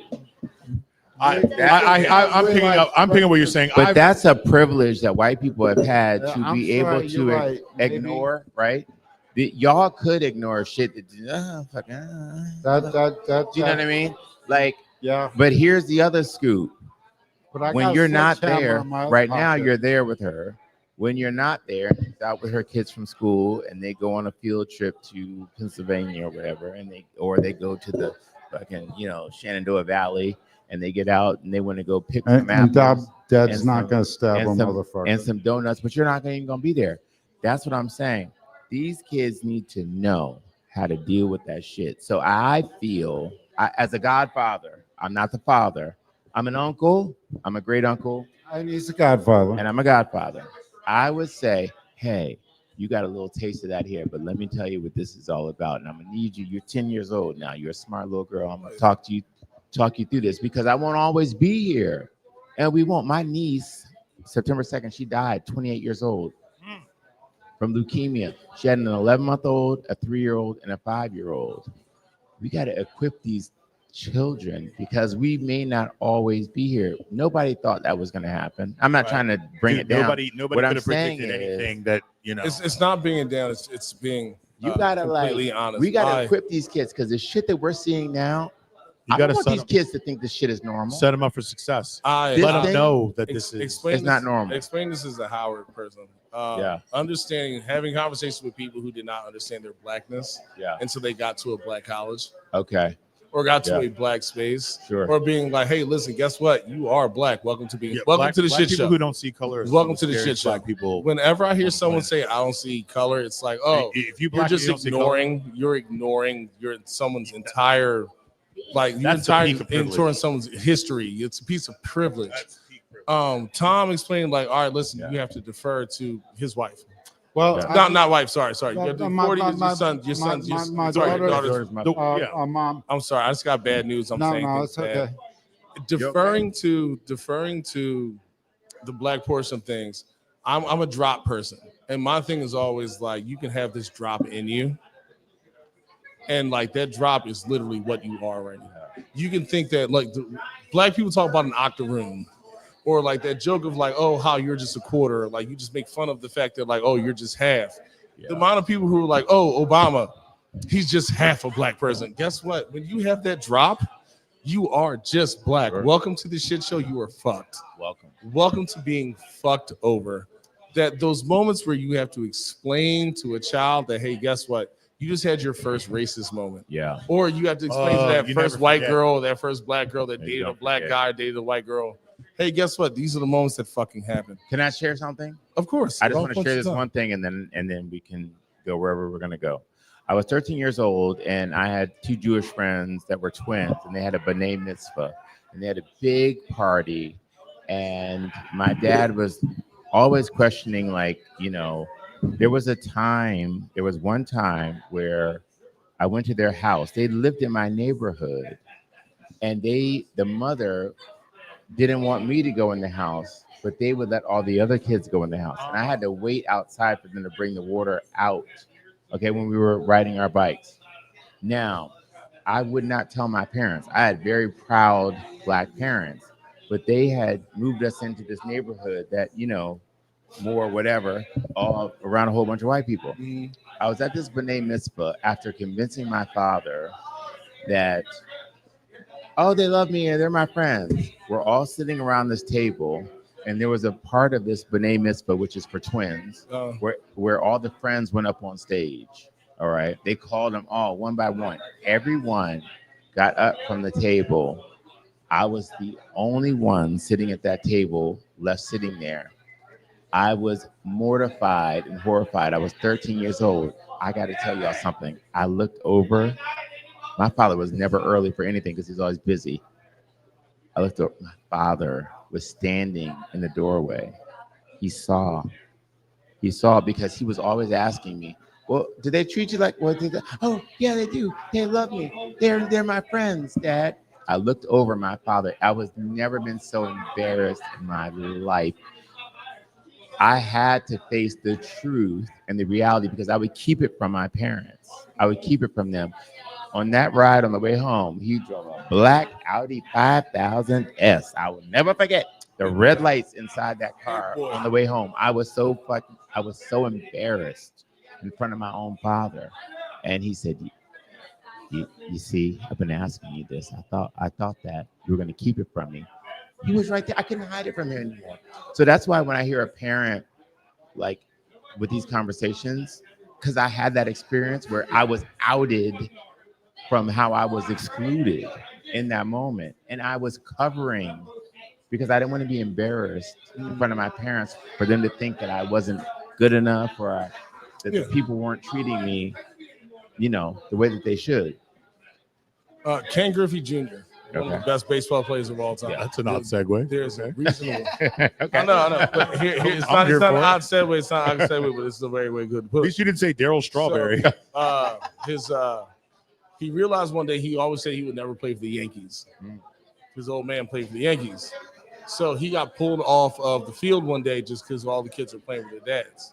Yeah. And his dad looked at him and was like, realized he was not on the field. All the other white kids were on the field having a great time. But they pulled him off because the people started coming. Oh, shit. Hey. Welcome to the shit show. So, like, those moments of, like, here's your blackness. Welcome to your card. My son said the N-word one day, and I was like, do you know why you can say that? And he has no idea why. Yeah. So, all right, cuz, look, I know your daddy says it all the time. But until you understand why, you can't say it yet, kid. Sure. I get it. Can't say it, wait, kid. I get it. Not say it yet. And like understanding or having a moment or have those conversations with people, like understanding what a word means. Sure. People's children are their own. Your kids, you have your experience with your children. I'm not a father. I'm an uncle, but I'm a very active uncle. And being an uncle is also the absolute lived around the world. Because it's like, hey, listen, I'm going to give you everything in the end. You're going to be the one to take him to the strip club. You're going to be the one to take him to all these other places. You're going to be the one to be like, hey, welcome to this shit show. I'm going to show you the wild things that your dad and mom. Your uncle been out here living while your parents were trying to keep you in whatever. And pause. Can I see that book real quick? Can I see that book real quick? Can I see the book real quick? Hand me the book real quick. Yeah. Where's my camera at? Where's your camera? Where's your camera? Your uncle wrote a book. Your uncle wrote a book. I got your picture. You got it. I love a lot of love in the way. Well, I just want to thank you all for having me on. Val, I can't hear you in there. I said. Can we hear you? Okay. What's up with Val's mic? My mic off? Yeah. No, it's on. It's on now. It got turned down I think when you went to go tinkle. That was a while ago. Yeah, well, hey. I just want to thank you, Val, because, I have a whole life and I don't differentiate my, dive bar life from my other life. Like I come in here with all my shit on and like, yeah, y'all, or not. I come in here, these are my friends. But what I'm saying is the people from the other part of the life, I'm like, oh, drop me off at the passenger. They're like, what? The who? I'm like, but that's who I am. I am that kind of person that when my friends are over here, and I met a lot of these friends outside of Tom, I just met them from coming to this bar. They're not friends that I, call and we do stuff together, but I trust them because, I come here and I trust these people. They're my friends. They look out for me. You follow what I'm saying? Yeah. Yep. Do you understand what I mean? No, I know, dude. When I say, me and Boo had a conversation one time because I told him at Howard, they would say I grew up weird. Okay. And I took that as a badge of honor. Okay. At first. But then I've thought about it, was like, it's not the fact that I grew up weird. I grew up accepting. Yeah. Yeah. And me and Boo had these conversations like, yo, we have friends in all these fringe moments. Yeah. of like this friend's this friend's that, this friend's this. It's like, no, I didn't grow up weird. I grew up with just friends. Sure. And acceptance. And good Absolutely. Yes. And good friends. And good friends. Me and Boo cracked a joke one time, was like, yo, our OnlyFans page would be the shit. That's it. What y'all got to do? A sword fight? Hey, No, we would make money just standing. Just standing there. Just the anticipation. Naked? The anticipation. Maybe. I'll be naked. You don't even have to be naked. Just in shirtless shorts. would be enough. Shorts. The anticipation would be enough. I can do a cartwheel, goddammit. You're already excited with the concept of it. There we go. And then just touch me. I'm sorry. Me failing to win a push-up contest against Jamie. But to even be black and me and Boo sitting here and you here too and have that conversation, us be giggling, it's like a level of like power moment. Cause like people be like, oh my, I can't believe we made that joke. Yeah. It's just like, yeah, we made that joke because we don't fucking care. That's it. And to have that ability to be grown up and your parents tell you it's not a thing to be fucking care about. It. I asked my dad one time when my older brother come out, my dad was like, he didn't have to. He said he didn't have to come out? He didn't have to. Okay. Why? Because he already knew? Because my dad was just like, it doesn't fucking matter what you are. My brother died of AIDS in 2017, and I watched that man rot. And one of the things my brother did not say was that he ever had to come out. He just had to be himself. And he was allowed to be himself. But so when I have those conversations with people, it's just that's pain. First of all, let me acknowledge that you went through that trauma. Your brother. Oh, no. Your brother died. How about this?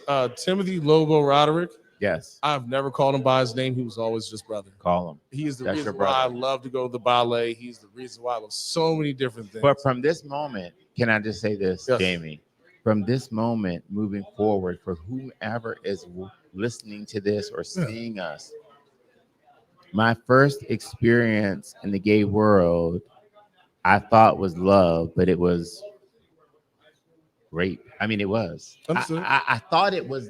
I thought, oh, it's rough. Oh, you have to do things that, it's got to hurt. You get twisted up. You know those moments you understand you think you're an adult and then you find that you weren't, and you got taken advantage of. But what I'm saying about parents, the only difference is if we're not talking and we're not acknowledging the fact that these children are gay, because we all know it. We see them at the family reunion. We know. Like Chris Rock said, anybody's been to a black church, the choir director. Right.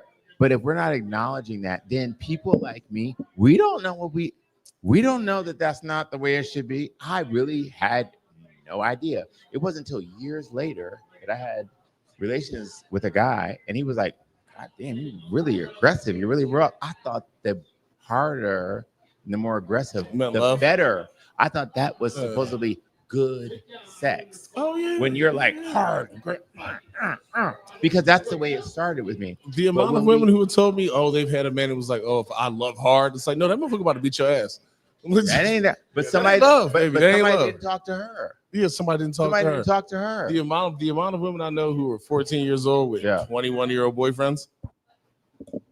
That ain't right. You got to take advantage of it. So when we're talking about women, I want to revisit the conversation just a minute ago. But I didn't mean to say that I was burying my head in the sand about what racism was or anything. What I was trying to say is that those motherfuckers' opinion didn't count. Exactly. I know what you meant. Okay. You didn't clarify, brother.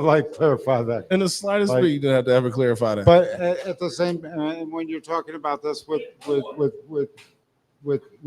daughters and our children, is the thing is that I want to empower my kid so that when she encounters some motherfucker who's like, oh, this is love, she's like, oh no, this ain't love. This ain't love. Yeah. You ain't right. You ain't doing the right thing. That's not how I tell people all the time. Everybody likes to bust a nut. Yeah. Doesn't mean he came the right way. Nah. In the slightest bit.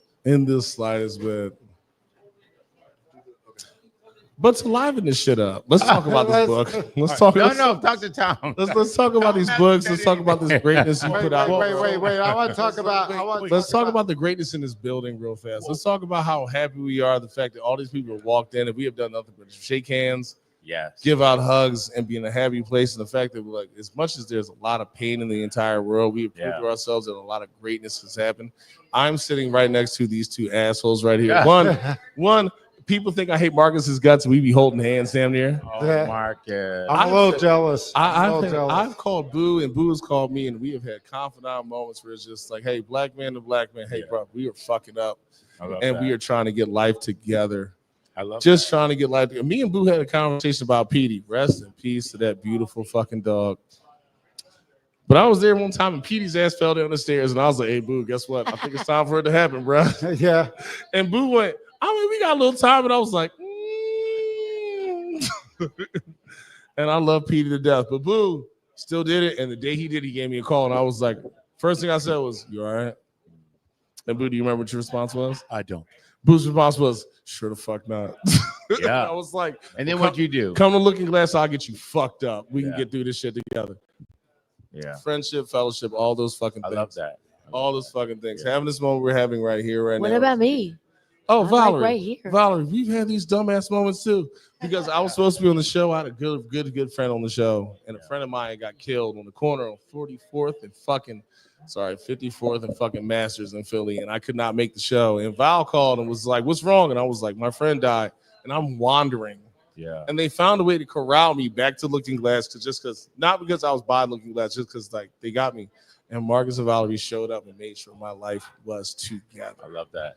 Val's good. In a moment where I could have wandered all over fucking DC for hours just trying to figure out why and not having a fucking reason. That means to me you're exactly where you are supposed to be right now. Oh, and this moment right now, I just have to tell you, as somebody that used to do live morning shows and that has corporate sponsorships and to be like, oh, I can't talk about that. I can't talk about that. This moment has been very cathartic for me. And the moment of what's happening in the world, to be able to come here at night to this bar that I've been to so many times, that's owned by my friend Tom Brown and big shout out to run Tom by Val. This has been the most cathartic moment, even though this is just a podcast for entertainment. But I think what it's reminded me is I got to talk. We have to talk to each other. We have community. Well, having a you have is to the huge thing. Well, we got people. We got people. Here we are. We have our community, right? Yep. Yeah. It's So not just having people, it's people who actually will care. Well, then that's how you know to weed certain people out. That's how you know to weed certain people out, right? Sure, right. So in your own world out there in listening land, listen, get your tribe together, know who they are, ask them, are you here for me? Can I be here for you? If the answer is no, you move on to something else. Because right now, this has been a very cathartic moment in a very dark, scary time in America. And we're here in DC on 7th Street, all coming together with these people that I don't know very well, But how about this? I'll call you during the zombie apocalypse. You all right? Come get on this bus. Yeah, you absolutely. I feel we can make 100-mile tall cocktails here at the bar. We in can. about 10 minutes. Also, when we get done this serious Just saying, conversation, here on 7. can we talk about the zombie apocalypse because it's happening next week? I swear to fucking. Here's God. the scoop. Like- The scoop is you want to leave people better than you found them. And you guys have left me better than you found me. Oh, we appreciate that. You've left me better than you found me. And I'm feeling like this was exactly where I was supposed to be, having this conversation, being this vulnerable. I'm very guarded in terms of, this corporation is sponsoring me. Oh, I can't say this because they may not like that. His Genesis car is really cool, by the way. We don't have to say. We don't have to get that specific. But everything is fine the way it is. Doc some people, Tom. Right. I'm just saying I'm thankful to be here. So this moment is just me saying thank you, Val, for asking me to do this. I'm so happy you're Thank free. you, Boo and Jamie and Marcus, for allowing me to be here. Thank you. So comfortable sitting next to my beloved friend and the father of my goddaughter, Tom Brown. And I just want to tell you and everybody out there that look within your own circle because there's a lot of love there.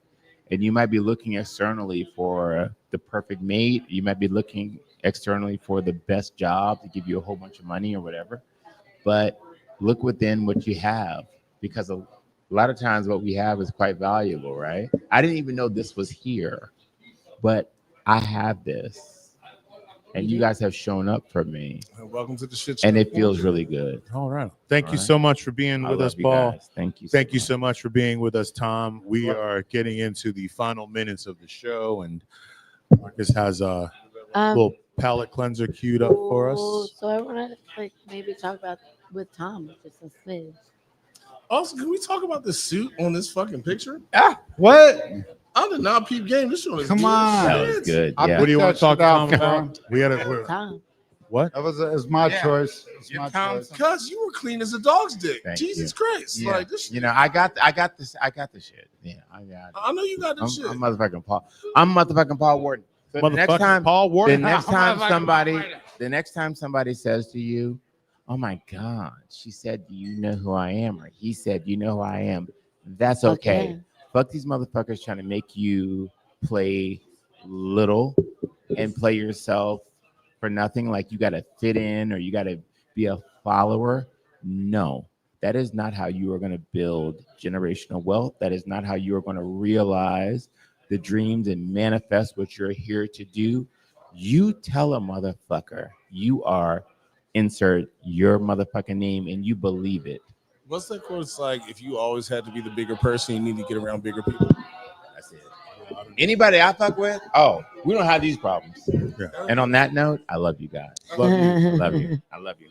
Oh, we're not done. We're not done, We Tom. ain't done yet. Wait, pause. Can we mic drop on this bitch? Hold the fuck up. Wait, Paul can mic drop. I want Tom to have his Paul can moment. mic drop. I love you.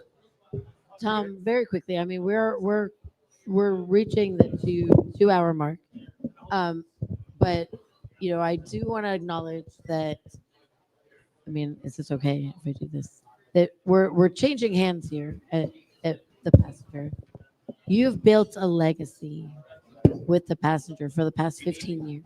I look at this. I look at this. There's going to be a change in the guard, and I look at it like kind of like Saturday Night Live, right? I'm not going to be the head writer anymore, but there's going to be some talented people taking over. Yes. And that's it. Yes. That's it. And I wanted to be able to acknowledge that, you know, you built like I said, a legacy here. Both at the old establishment, at the old location, and then here. And there are a lot of people very loyal, very, very loyal to the Passenger. I mean, look at the people who came in here today.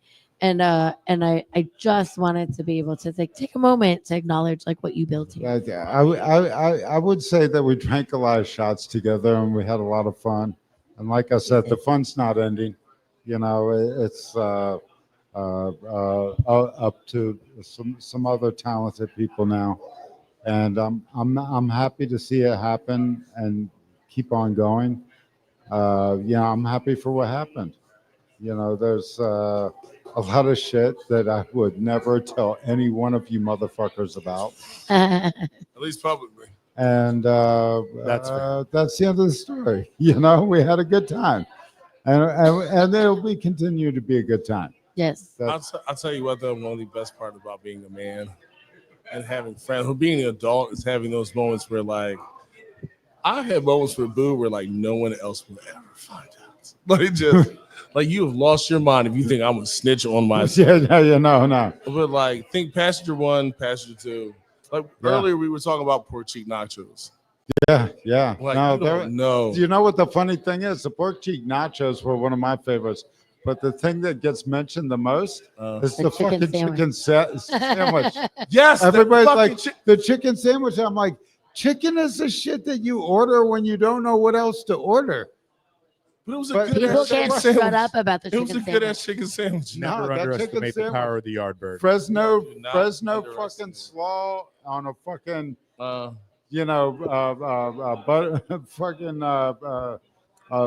brioche bun. Not brioche bun, but the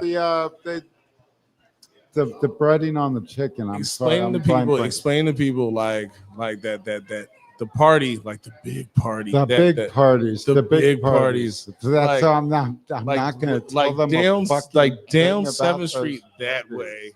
not gonna and being tell them. like, hey, If y'all don't you know were about those there- karaoke parties. If you You don't know nothing about that. You don't know nothing about them tall boys. If you were there, you had. If you were there, you were there. You were there. What am I going to tell you about it? Like, Right. you know. And I mean, statute of limitations. I mean, there was a statute of limitations. I could get away with some shit, but I got friends in this town. Like, Tom I Brown. love them. Tom Brown will tell you something right now. I know I keep calling you Tom Brown, but you've always just been Tom Brown to me. Thank you for being my fucking friend. Well, no, we don't get to pick our nicknames. I know, My nickname is my actual name. I know, but fucking Tom fucking Brown. Old school's DC is fucking long. God damn it. Good fucking people. I mean, at the end of the day, you know, it's a city that we all live in and love, and we do the best we can for it. Best we can. Best we can. Look. The best that we can. And we love you for it, Tom. Thank you so much You can for always being on the still show. find Tom at the left door. So Yes, There's left still- door. Yeah, I still have another. Left door at the intersection of 14th and S Northwest. well, thank you for being on the show. I know last time we were here, you weren't able to find anyone to be with Riley, so that's why you weren't on the show last time. Well, no, yeah. No, Also, me and Tom Brown's kids have played together. yeah, and Boost and my kids play together. And like just we all go to Turkey Thicket. We all do the same yes, thing. turkey thicket. We all ended up dads. Shout out to Turkey Ticket. Crazy. And the Funny thing- it wasn't for the same woman. the amount of by the grace of God, Jesus Christ, could you imagine us all being like the same baby dad Sure with can. one woman? I don't know. Actually, how about this? I I sure can. I sure Yeah, can. no, I it sure could've- can. It could have Marcus. just Could've as been. easily have been They that all way. fine. They Marcus all on fine. that weird ass Just been that note. way. Play us out. I have- Yes. Palate cleanser. That gives a bowel cleanser. What happened? Well, thanks to the both of you for coming on the show. I got caught this time in that. This shit ain't no joke, guys. The rumors are real. I tried to run, but the oil, it made me slide back in. My cheeks are sore. Shut the fuck up. Grab his dick and twist it. They pushed me out and paced me.